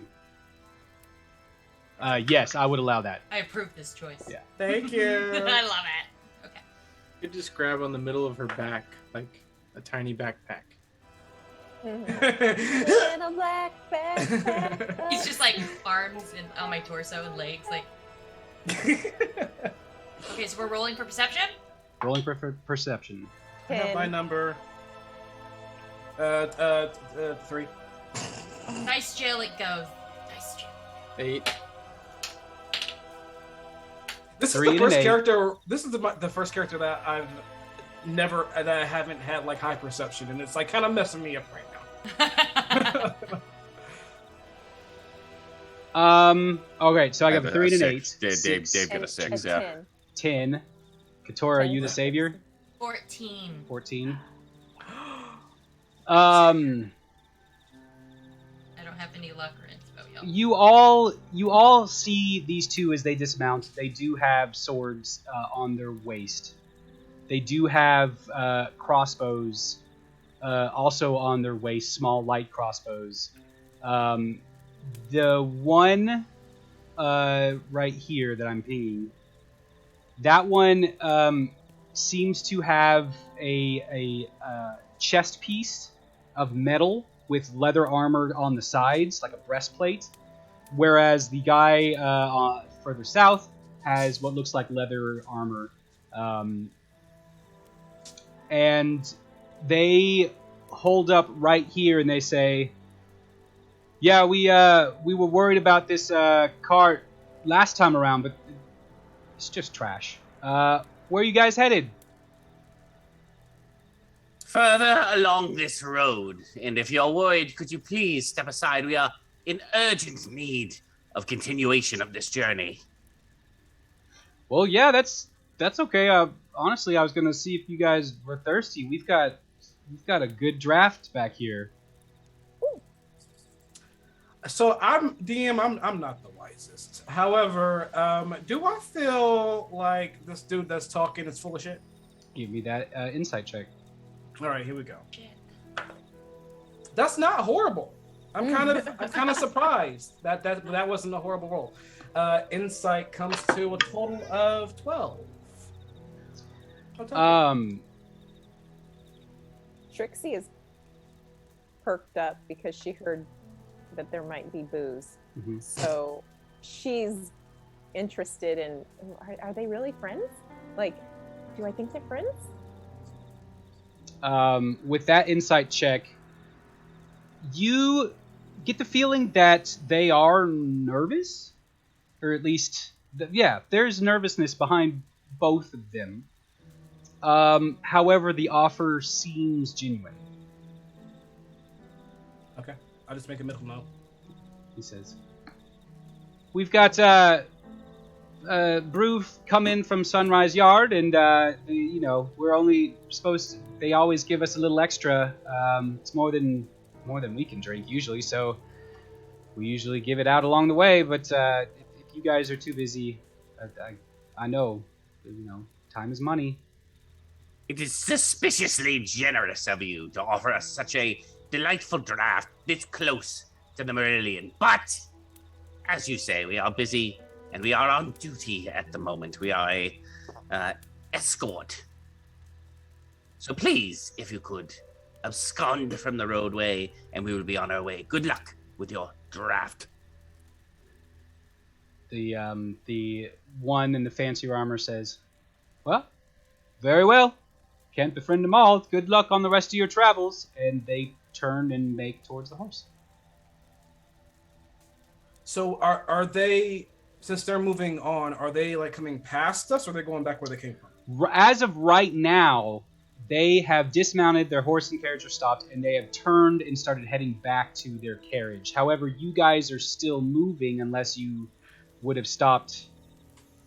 Yes, the second they turn their back, I'll go ahead. No, you take your action. Please. Go ahead. Okay. Yeah. The second they turn their back, I'm gonna ninja run to the broken down cart. Ninja run. Okay. Mm-hmm. Okay. That's what I thought. I was just waiting for an opening where they wouldn't blatantly see me running from behind this big person to a cart that's like right next to them. So I want you to give me a stealth check at disadvantage. But You were hidden, and then you started running at ninja speed. It's at disadvantage because there's not a lot of coverage here. You don't know who's rolling against you, but I want you to roll a stealth check at disadvantage. But someone is rolling against you. Wow. Well, if it wasn't at disadvantage, I would have had a 19 plus stuff. But that's gonna be a total of 14 total. 14 Stealth. total. Okay. You make your break for it. As you're running, you're watching the two figures, backs turned to you, seemingly not turning around, not hearing you. You're sprinting. You kind of turn. You're watching them. You turn your head. You had an idea of how far you were away from this carriage, and as you turn and are in this position, you see another figure. Let's go ahead and say two figures hiding around the back of this carriage.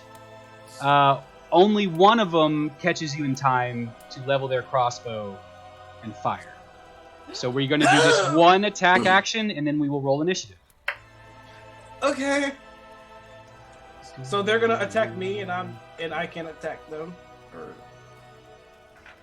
That is correct. You were trying Okay. to sneak up. They were kind of...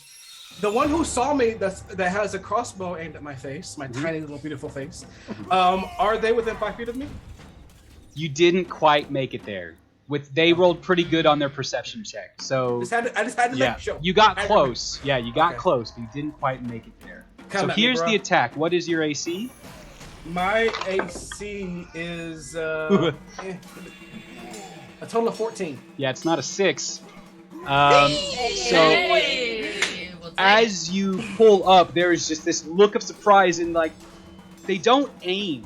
This guy in a cloak doesn't aim, just gets the crossbow around quick enough.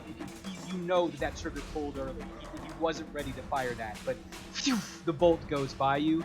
And this is where initiative will happen. Let's go! The way I see it, as I'm like ninja running, like of course arms behind me and everything.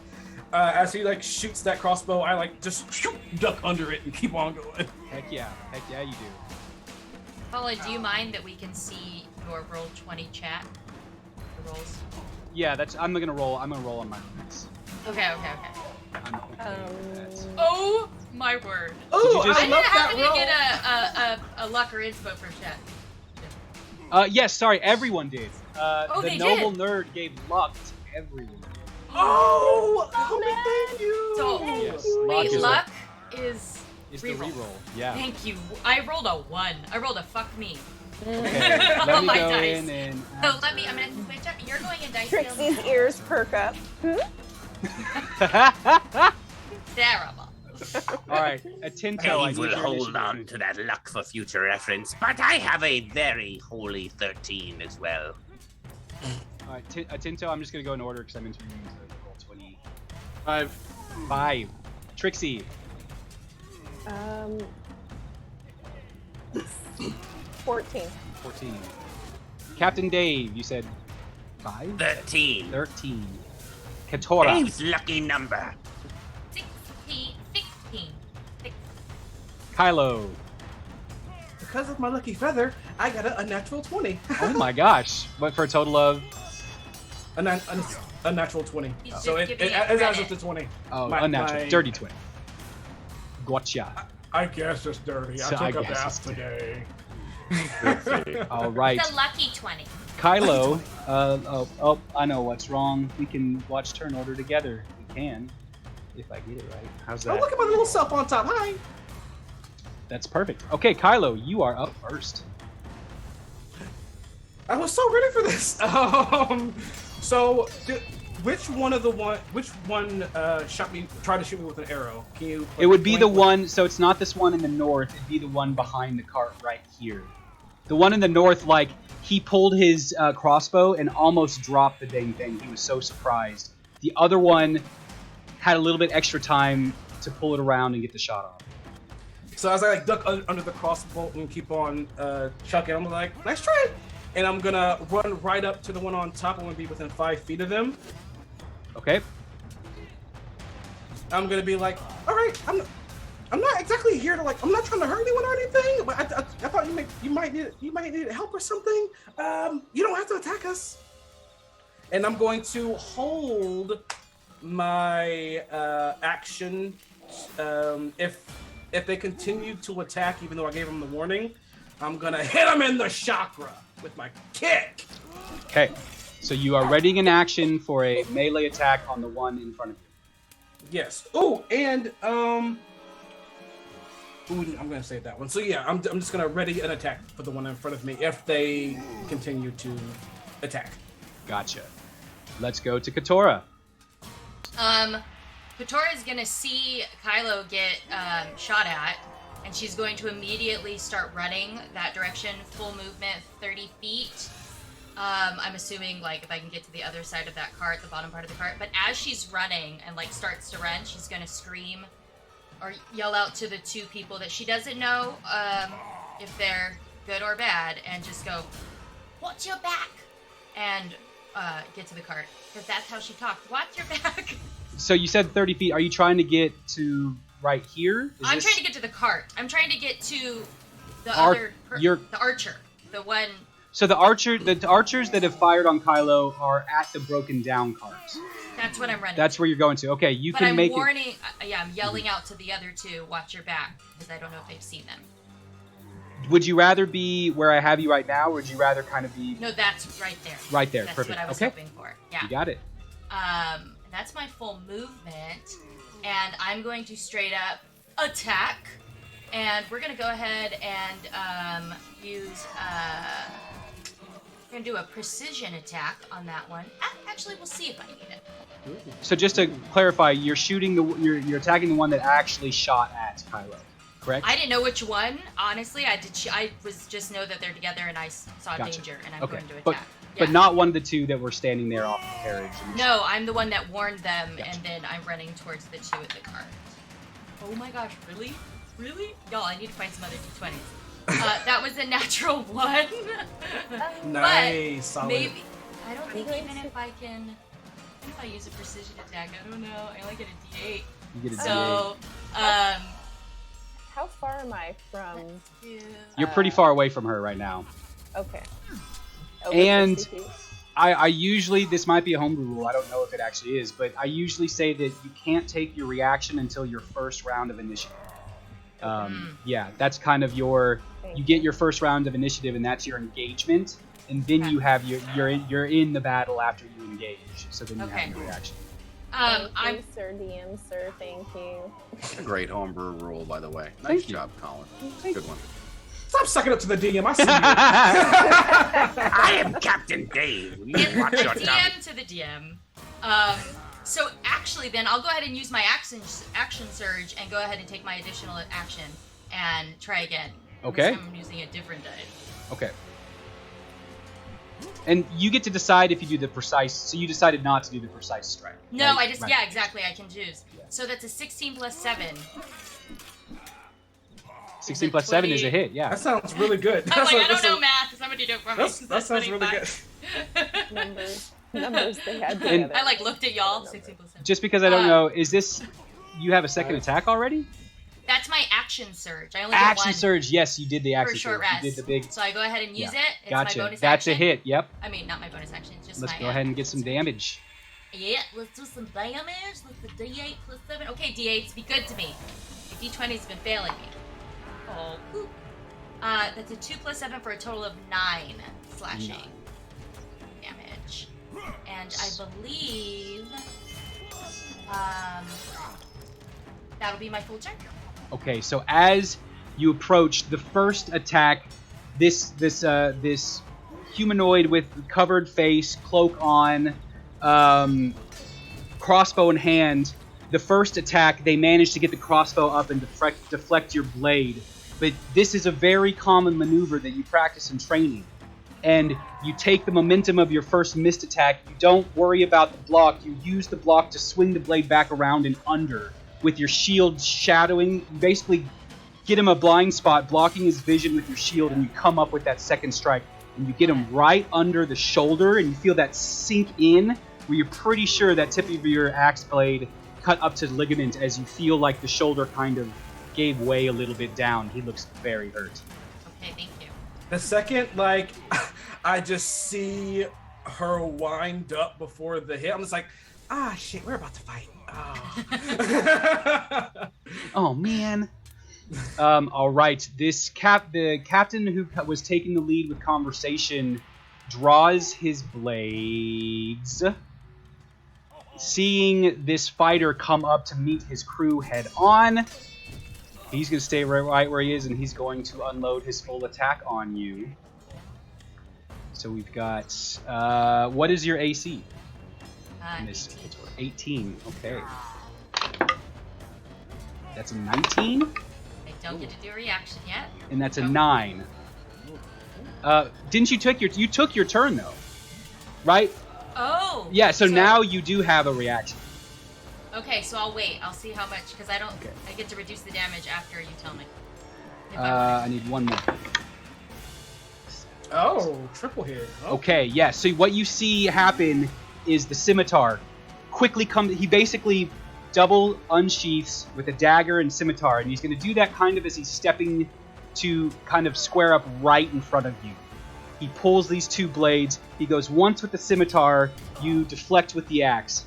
He comes in with the dagger, and you also deflect that one around, but you lose track of his main hand, and as he's spinning around, he flips the blade around and pokes you in the side with a blind kind of third attack.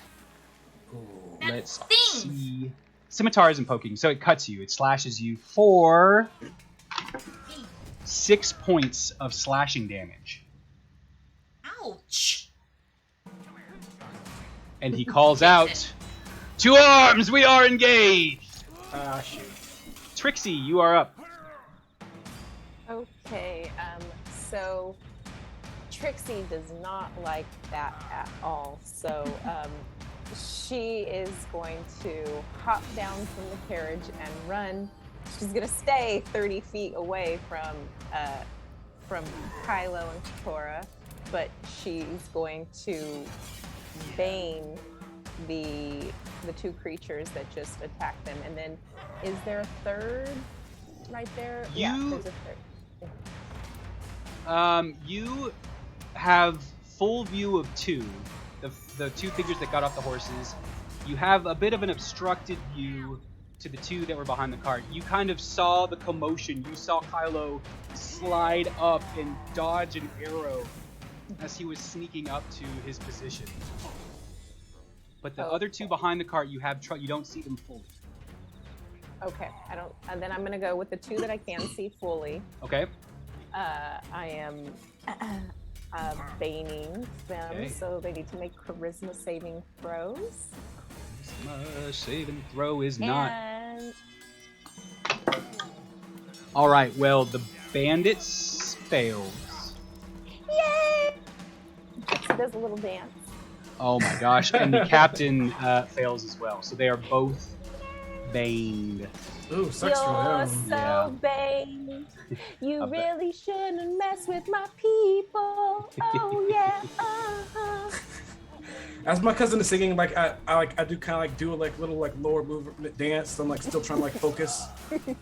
And then Turns into capoeira.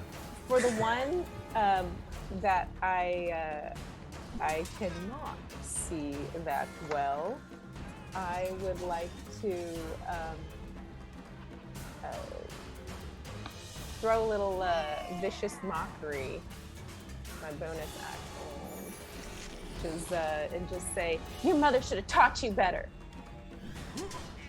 Okay.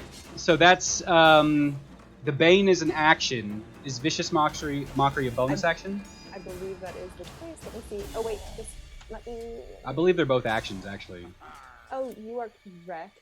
My bonus action is cutting words. It's Cutting a words, which is a reaction. reaction. My Correct. bad. Yeah. Yeah. My bad. Yeah. Okay. So, So other than that, movement and bane, is there anything else? nope. Okay. Captain Dave. And tell me what minions I'm missing that on the field if I don't have them. Well, you need Chip at the carriage. who's Chip's at the going to carriage. continue to- he's moving the carriage forward. And I need Theodore. That's the who's my- weird he's monkey my imp. skeleton thing? Well, it's an imp. It's a Imp. skeletal imp. He's a raven right now, right? But yes, right now he's a raven. And his name's Theodore. Yes. So Raven. Because he's hard to So see. raven. So I need to get a name on him so you can see him. Theodore. I had Theodore as an NPC already. Excellent. Yeah. So he's next to Was you. he an imp? He was not. He was a birdman.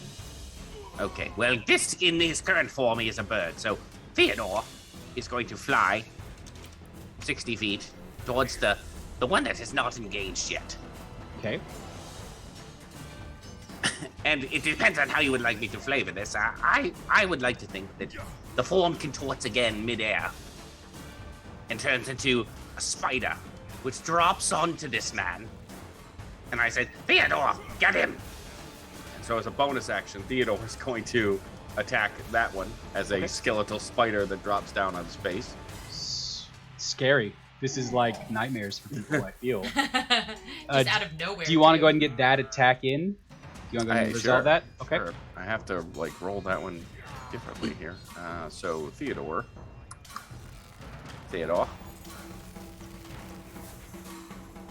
That is a 16 plus.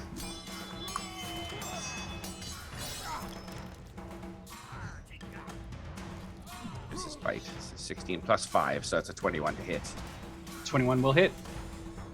All right, so he's going to take 1d4 plus 3 piercing damage, plus my charisma modifier. And then he needs to make a Constitution saving throw. Jeez. Theodore's vicious. Vicious. Constitution. That's a 3. So there's a 4 on the damage roll. 4 on the damage roll. So the damage is a 4 plus so 7, 12, and then he got a 3 on his Constitution. Mm-hmm. So it's 12 damage from the bite, and then another 3d6 poison damage. What the heck? Oh my god. Yeah, that's 12 poison damage. Yeah, if you ever go back to the chain, imps are broken. Okay, just describe to me how your freaking imp spider just ends this guy's life. Because he is dead. He just transforms into a spider midair and just drops on him and just like a face hugger, just like grips him in place and just starts biting at his face. And as the poison starts coursing through his veins, he just like suddenly collapses. And then Theodore's just in there still biting. Mm-hmm. That was my bonus action. As an action for the captain, I will summon the powers from beyond the stars, the great darkness beyond, and cast Eldritch Blast. Go for it. Which one? the one that just attacked Katora that I can see there. Yeah. Okay. Yeah. That bandit is off the map, but for the next 6 seconds, y'all just hear the most blood-curdling scream as the poison just slowly ends him. Yeah. Yeah, so that's a 23 to on hit. The Eldritch Blast. That hits. Rough day, huh? Not for Dave.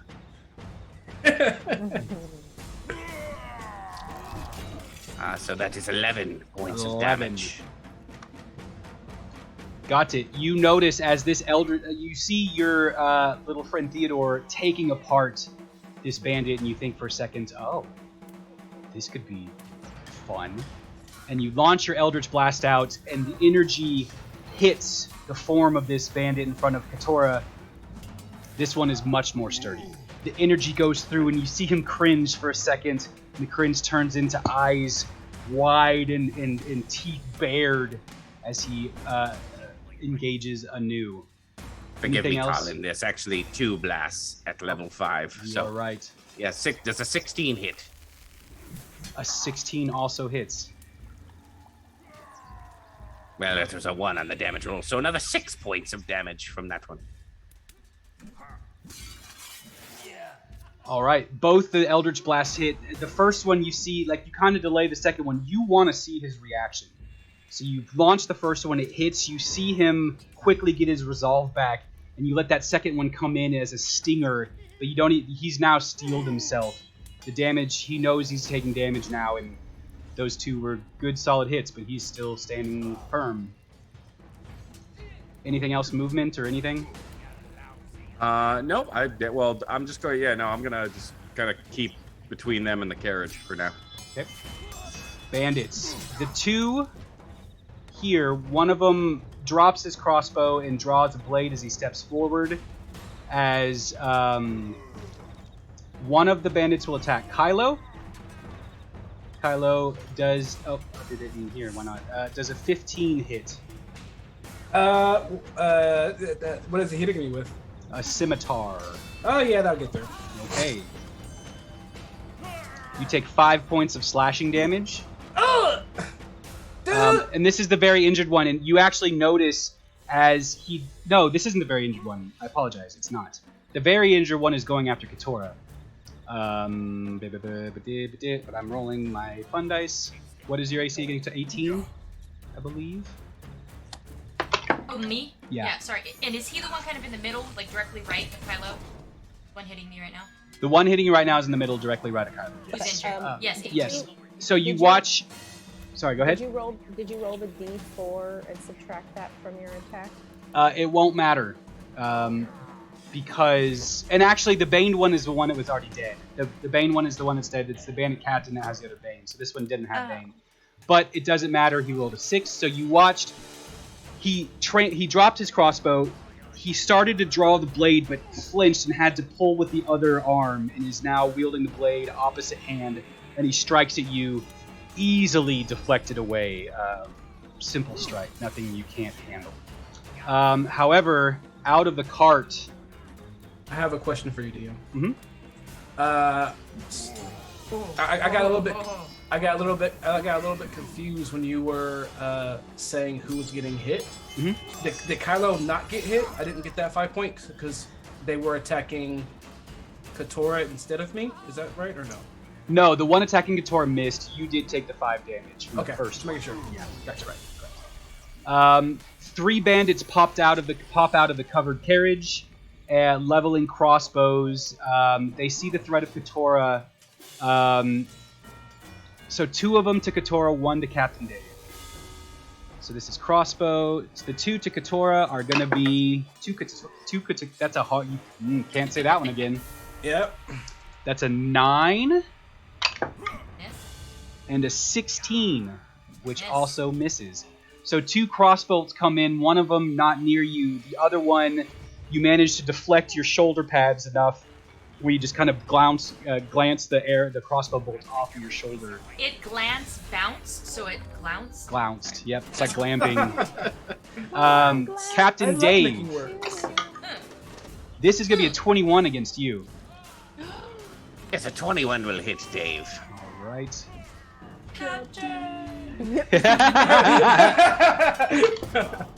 For 5 points of piercing damage. Thunk, Ouch. as a crossbow bolt lands in your armor, not through like any creases. It goes solid through a piece of plating. I'm guessing you have leather. What do you have? What kind of armor you got? Yes, it's just basic leather. Basic leather. So it goes through a solid piece, but pierces through and gets through the skin. And All the captain right. can bleed. Oh, yo. Okay, I'm gonna do something right after him. I'm sorry. Right now? Oh, you're held action. Yeah, I'm about to hit Yes. some fools. Glad you remembered. Me too. Yes. It's almost my turn again. I'm gonna hit the one who hit me. The one that hit you. Okay, the full health one that has not been damaged. Mm-hmm. And it was with the scimitar he slashed me with. It was. So as he slashes me, I go ah! And I'm gonna jump up and I'm gonna try to hit him in the throat. Let's see if we can do this. Ooh, I rolled a natural 1, but I'm a halfling. I'm a lucky motherfucker. I'm gonna re-roll that. Yeah, we get that, but we don't get dark vision. Yep. All right, and I'm gonna add an inspiration on that too. The inspiration is a D6. Is that right? D6. Yep. Mm-hmm. I also have an inspiration to use. I have it written down right here. Oh, okay. Oh, thanks for reminding him. 18 to hit in the throat. 18 to the especially to the throat that hits. Throat punch. Throat All punch. right, and that's gonna be Give a strike. one of these. That's gonna be a total of 6 points of damage as I hit him in the throat. I'm trying to really disrupt his chakra. Mm-hmm. You do it. You get that throat punch, and you hear the sound you want to hear of the struggling to reestablish that airway. Solid hit. He's still got his scimitar in hand, but with his free hand is kind of clutching his throat, trying to recover. Atento. Atento is going to run 30 feet straight and say, Hugo, it is time. and he'll hit something on his chest, and a little ball will and before it hits the ground, it fans out into a little bird and soars within 10 feet of both Katora and Kylo and just kind of float around maybe 10 feet in the air. So sorry, where'd you say again? Within 10 feet of both Kylo and Katora? Katora behind them. Okay. Yeah. And then if I am in range, I'm gonna bust Kylo's guy on the left. You gonna bust him? Bust him. Kylo's guy on the left, the one he just throat punched? I think, yes. This one right here, pinging? Yeah. Okay. Go for it. And this is with a what kind of weapon? Blunderbuss by yours truly, Colin. All right. So you know the range. Are you within the first range increment? Are you? It's 40 to 80, so. So that is right within first range increment. Okay. Okay. And I got a 17 to hit. 17 does hit. Oh, am I too close? No, I know how. you're fine. I'm short. I'm short. It's all right. I know how to duck. He doesn't even have to duck. 8 bludgeoning to 8 their bludgeoning. chest. All right, Kylo, as you throat punch, you kind of step back and reestablish your fighting stance. You hear this loud boom behind you. Whereas this guy was clutching his throat, his eyes are now wide. There is no volume of air coming from his mouth because you can hear the wheezing sound from puncture holes in his chest as he crumples to the ground. And that's why you don't mess with us. Anything else? No, that's all I got. All right, back to the top of the round, Kylo. I instantly kind of look behind me and kind of give a Tendo like a wink, and I kind of because his feather is in my hair and it's huge, and I just kind of when you have a feather, you kind of just put your finger through the bristles and you push it up with it, and it feels all kind of good. Well, I do that while looking at him, and I come back to this person in front of me, and where my fingers were touching the feather, they start to slightly glow like a very light white blue. And I'ma just go all in on this guy. Just a flurry of blows, kicks, and hits. I'm trying to hit every pressure point I can. Okay. So let's go in. So this is gonna be. Let's go in order. So do first punch damage, first punch second punch damage. Understood. So that's gonna be a total of 19 to hit on the first punch. That will hit. So this one, I'm gonna, cause I have small fingers. I'm doing that thing where it's just you just use your finger knuckles, and I'm punching one of the holes that Atento made in his chest. That guy's dead. This guy, though, this guy took a lot of damage from Katora, I believe. Yeah. To the yeah, this is the one with the limpy arm. Yep. Okay, cool. Well, I'm gonna go to that guy. I'm gonna walk over the dead body and go to that guy, and that's gonna. So for the first hit, it's gonna be a 5 points of damage. Okay. So as you make the knuckle, as you're reaching back, this guy, seeing what just happened to his friend, starts to yell out, "Holy shit! They've got it!" And right as you just come across the temple, and you feel the crack. Or not only did you get the spot that'll normally put any figure down and out, you feel the skull collapse and give way to your fist as you just smash the side of his face and he collapses to the ground. You can now... You got a what? I want to know. You can now move to get in range to finish your attack. Like. Oh yeah, it's gonna be this smooth move.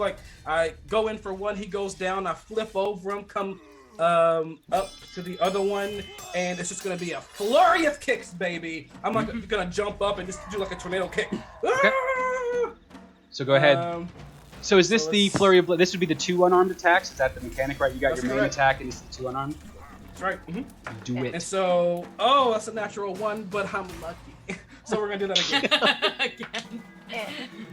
This is why Swoon. he's lucky. And And I'm also going to take bardic inspiration from your cousin. I have that. Yes. Oh, I'm gonna use it right now. So I'm gonna use that bardic, which is a D6. D6, yep. is- Oh wait, I believe so. You're level 2. At third level, I believe it's a D6. Yeah. You are correct. All right, here we go. Ooh, nice. That's gonna be a total 18 total to hit. 18 will hit. All right, that's gonna be one of these. Ooh, that's max damage. Oh, that's gonna be 9 points of damage to the gut, and then the second foot is gonna swing. Let's see what we got. Ooh, that's a good roll too. That's gonna be a. Just to make sure, I'm gonna use my last inspiration. Just to make sure. Just 'cause to we make don't- sure. Yeah.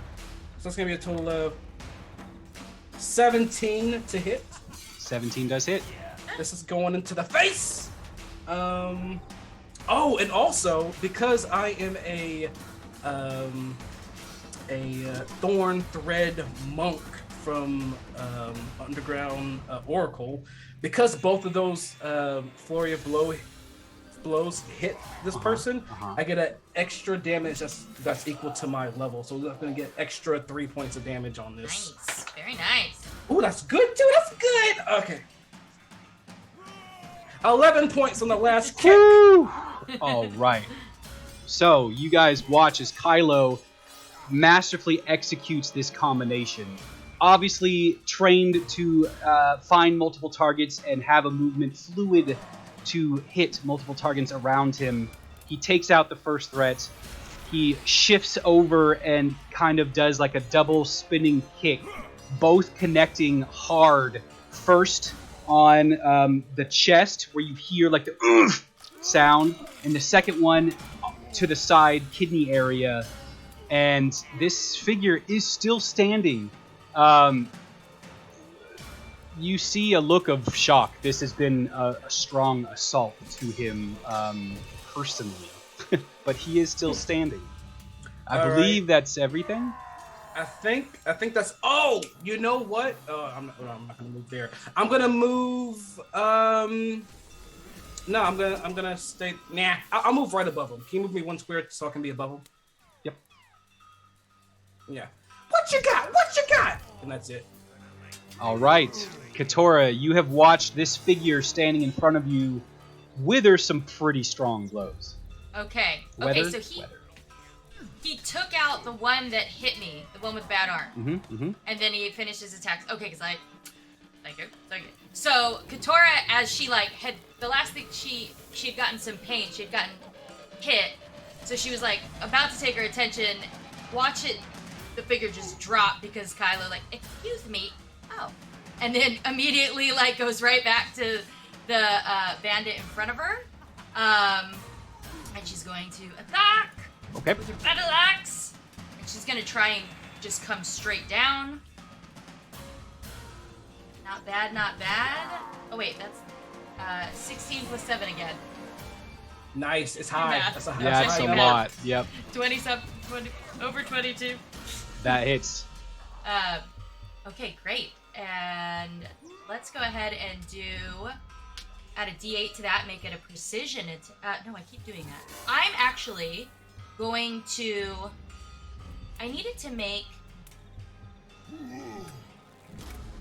Doing this, sorry. It's okay.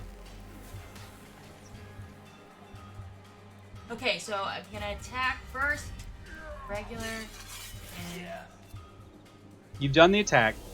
the 2 plus 9. So the damage is gonna be 9 slashing, but I am gonna make it a goading attack, and I need him or them to make a wisdom saving throw. Okay, let me do the damage first. You said 9 9. damage. But and I get then- to actually add a 1. Really? Okay, so it's 10. 10 So the damage. 10 total damage. Okay. Oh, 10 Nailed it. damage. Oh. And then Pretty it's awesome. a what kind of saving throw? A wisdom saving throw, please. Wisdom. And he is baned. So this is where a negative D4 is going to come into place. So wisdom. Okay, that he rolled really good. The bane might do a lot. I believe it's a D4, right? For the Bane. Yep. Okay. Come on, Bane. Wisdom. Wisdom. So that takes it from a 19 to a max Bane down to 15. My DC is 15. 15. Yeah, so he meets it, beats it. So he doesn't react to the goading attack. But he needed, man. He rolled a 19. He had to roll a 19 to do that, though. That's a big deal. Yep. So she'll just come on, and she holds her ground, and that's her full turn. Okay. The bandit captain, you see his face, pretty affright, say, "Who the fuck? You guys, who are you?" And he's going to use a disengage as his action to kind of retreat back here. And you see him, as a bonus action, take a flask from right around his waistline and pop it and chug it as he runs behind the cart. He does have to roll for it. So Fabled 42 has some interesting health pot Wait, where are you going? Excuse me. rules. If you use an action to take a health potion, you get max. But if you use it as a bonus action, then you have to roll for your healing for it.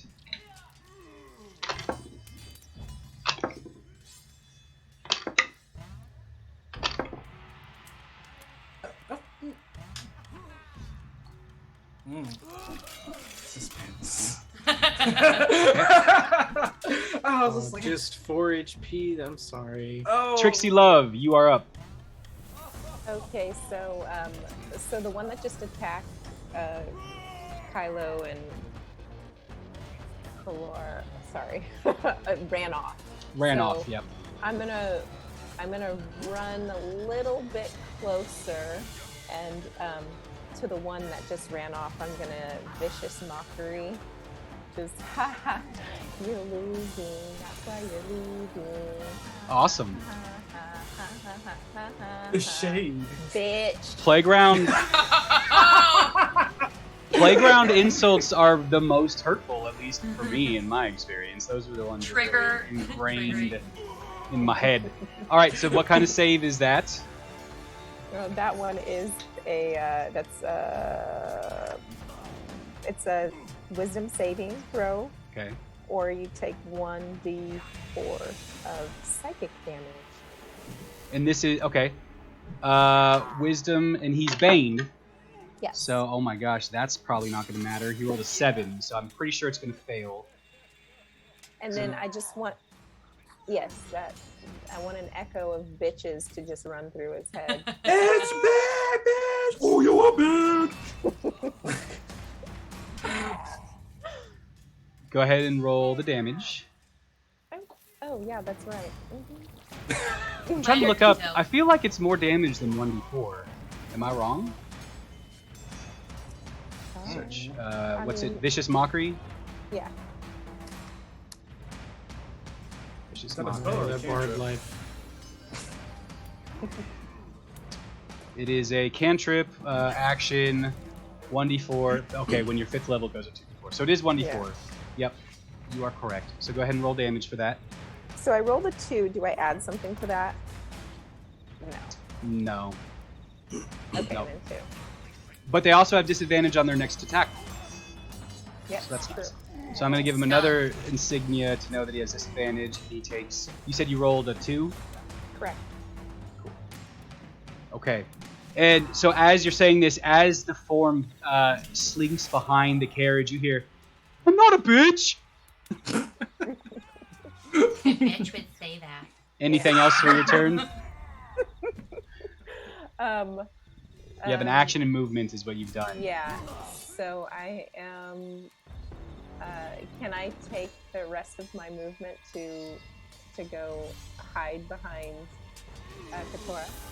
I moved you 25. How much more is your movement? Oh yeah, no. That's exactly where I'm staying. Small girl move, yeah. Yeah. Cool. Small girl life. Hashtag short legs. Hashtag yeah. Okay. Captain Dave.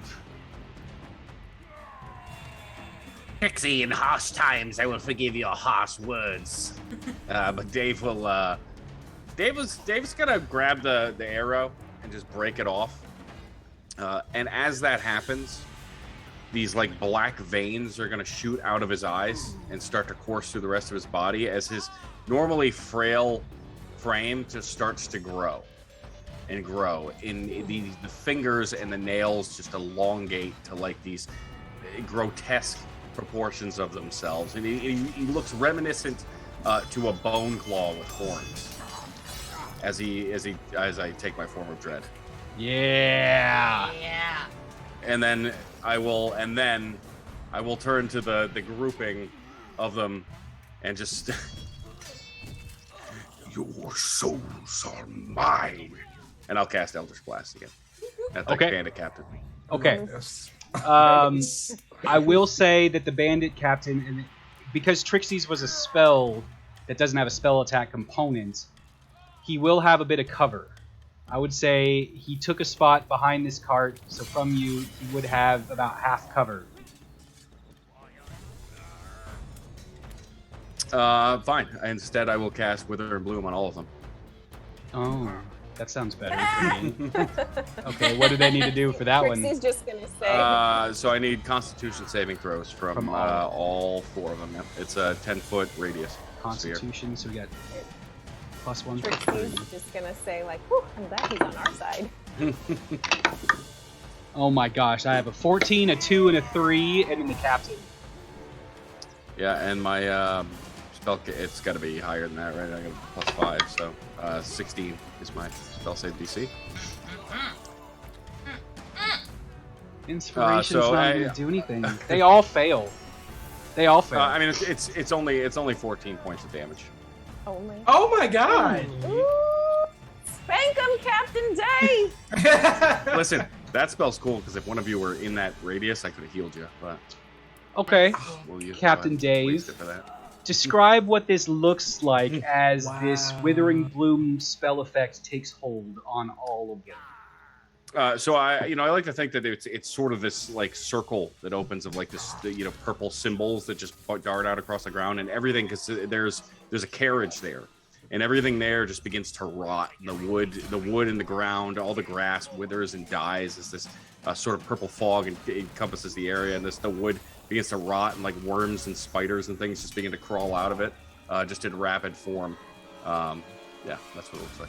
So as the rot and insects and vines and dirt, like even the dirt is somehow moving up the wood across this carriage, you see the 3 forms that have taken up kind of position on this carriage to fire their crossbows are quickly enveloped with corrupting vines as they're pulled down. The cart, you hear a crunch as this cart starts imploding in on itself, and you see these forms, they're trying to grab, one of them's on the ground trying to grab and pull away from this collapsing calamity of whatever is happening here, and you see him grab and stretch the claw marks in the dirt as he's pulled back towards this collapsing cart, and you watch as the back of the cart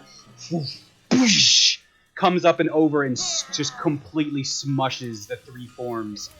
As the purple smoke clears, the captain kind of emerges coughing. He's got scrapes. He's got worms kind of just in his beard. He is screaming in intense pain. But as far as you can tell, everything else from that cart is just gone. Atinto? Anything else, Captain Dave? Please say. I mean, I don't... No, that'll end my turn. I'm sorry. That will end my turn. Atinto. You see this bandit captain, alive and alone, in searing agony. I put him in my crosshairs. Remember, the blunderbuss does take a little bit extra to reload. If you do both barrels, it does take a full action to reload both barrels. Ah, good That sir, is but I am an artificer That's true. with repeating shot. Okay, so let's say you do a quick reload for flare. You just quickly pop the blunderbuss open, where there's these 2 cartridges where he flops in these 2 pre-made kind of round packets. You see him as kind of like a cheesecloth around some dark sustenance on the inside, but he's got them kind of preloaded into his shot, loaded in. Do you want to get a little bit closer? You are not quite as in good a range for here now. I would just walk up, take. I like to think he just like uncocks it and 2 birds come in like Cinderella and they just load it for him. Yes. Sure, why not? Got it. At least your little mechanical bird. Maybe your mechanical bird, as you walk by, you just reach your hand out, and your little mechanical bird just goes bloop, bloop, and plops 2 more cartridges in your hand as you load them in as you are very coolly walking up. Go ahead and Don't ask where the shells came from. I got a 19, That will hit. and as you hear the trigger half click, he'll Captain?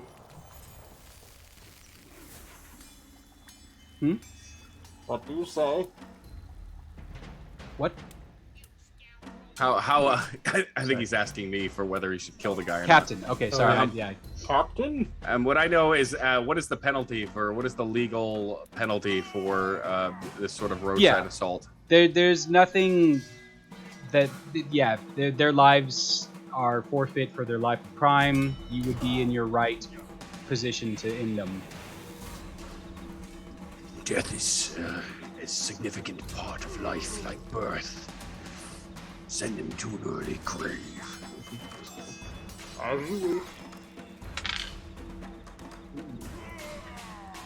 13. 13 damage? Yeah. Okay. You should have paused your roll. He's... the cart's gone. Never mind. He's not hiding from anything. As his form comes out, you notice it's a weird thing. He comes out this purple fume. He's got scratches, all new scratches, but you do notice that some of the scratches seemed as though they were healing, as if he had taken a healing potion. But with that shot, as the loud burst rings out through this kind of road plains area, he collapsed to one knee as the shot just covers his whole torso, and you see very quickly little streams of blood coming out of the holes, now dotting his dented metal armor. There's basically a big dent where this large concentration of shot has hit his stomach area. He does not look good. Anything else?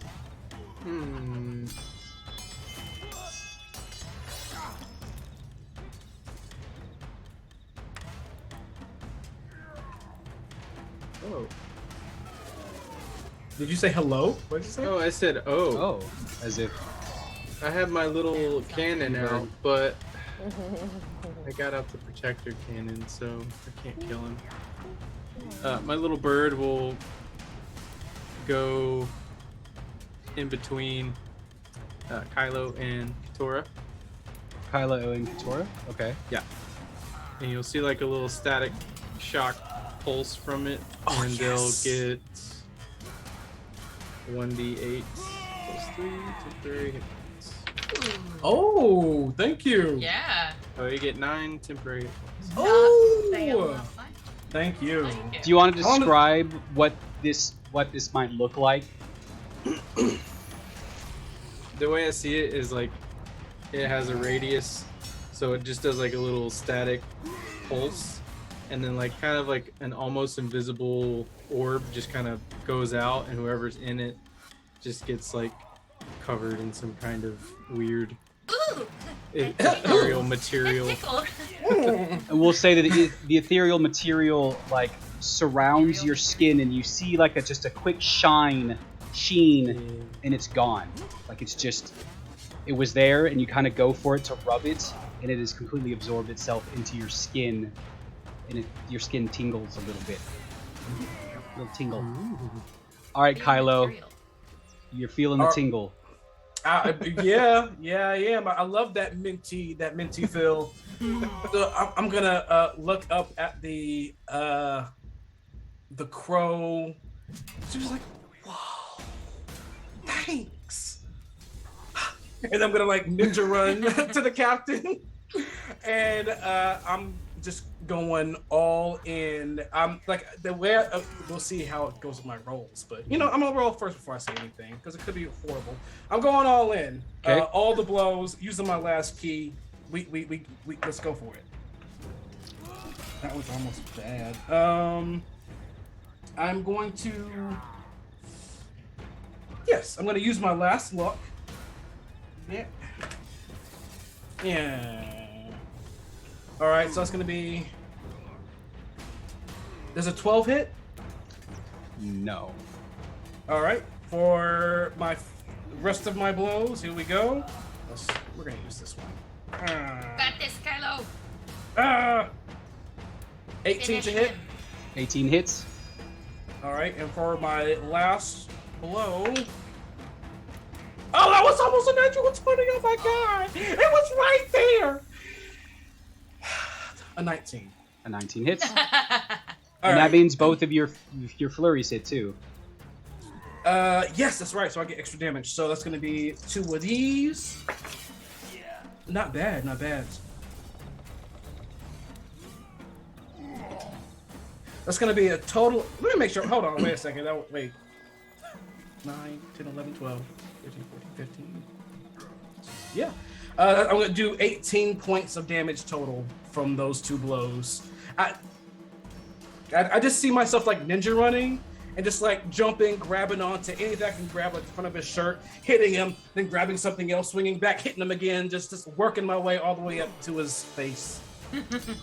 So you go in for your flurry. He's off. He can't keep up with you, and you know it. And so some of your blows mixed in, they're not even meant to hurt him. They're meant to distract him, to try to keep him to keep up with you. And at that final moment, you grab his breastplate, you get your weight behind you, and you curl. Normally, there's no way you'd be able to pull this maneuver off, but this guy was off balance. You had him. You launch him. You roll on your back, and you launch him towards the cart, where a cracked beam was sticking out at the right angle as he's impaled.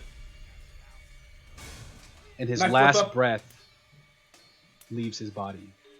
And I flip up and I kind of turn back and do kind of like, like a ready for anything stance, like, oh. And then the very last bit of that minty chill just kind of like leave, like, ooh. That was truly terrifying. As Thanks, Raven, Crow, Bird. I don't know, you're cool. as the dust settles and you all catch your breath, that's where we're gonna end it for tonight, and we will pick this back up next week, right from here. I mean, I'm talking we're gonna pick it up right here in the next breath after this battle. Oh, Awesome, guys. You still have a little bit moment. That's, you can tell we're at the Little end bit of our moment. stream. Little bit of moment to enter our giveaway. Exclamation critical for that one there. I hope you guys had a good time. Catch us again next Wednesday for the thrilling conclusion, part 2 of the Hosa side quest with these fine people here. Anything you guys want to say before we leave for the night? I had a blast. I can't wait for next week. Is it next week yet? I'm glad. This has been a pleasure. Are fun. Eldritch blast. Sorry. I've never seen this build before, this Warlock build, and it is definitely an interesting one I will look further into. I believe it. Yeah, though. you gotta. Yeah. You and get just- 2 spell keep- slots, but you Yep, get a lot of I other used stuff. one of them. Well, so what's really, again, back to the chain, right? With it is the cool thing, and with the imps is great. And just keep in mind, I have one of my spell slots can be used for flock of familiars. So yeah. Flock of dead seagulls, if I had to guess, right? Yes. Yeah. Huh? All right. No. Hello, The we've Alvin come from and Rexiva. Simon would appear. Theodore? Well, Theodore's always with me. Oh, Theodore's. Oh. Got it. Okay, I'm rolling. Who shall it be? Mark 001. Woo! Congratulations, Mark. Congratulations, Mark. Double space 001. Mark Find 001. me on Discord. It depends on when you do it. Like if you do it right now, I'm rolling FFRPG, but I'm gonna change it soon. So soon it would be Callin FFRPG. Yes, find me in our Discord. The link is here in the information channel information. Guys. First chat today? He had his Yes, first I chat think in so here too. today. He started following today. Yes, so Welcome welcome. to the Yay! fam. That's the best. And you guys are nice. Makes me feel good. That's a way to follow. Yeah. And can I just say I was like living for all of Trixie's like kind of innocent like mean playground insults to these people. You're a bitch. Damn. I personally liked her not giving a shit about you being stealth. Hey, you want food? What are you doing right now? You want food? All right, guys. Have a good rest of your night. We're going to find someone for you to raid. That's right. We will send you on to more role-playing and awesomeness in just a moment. But from us, this is good night. We will see you next time. Have a good evening. Bye. See you next week.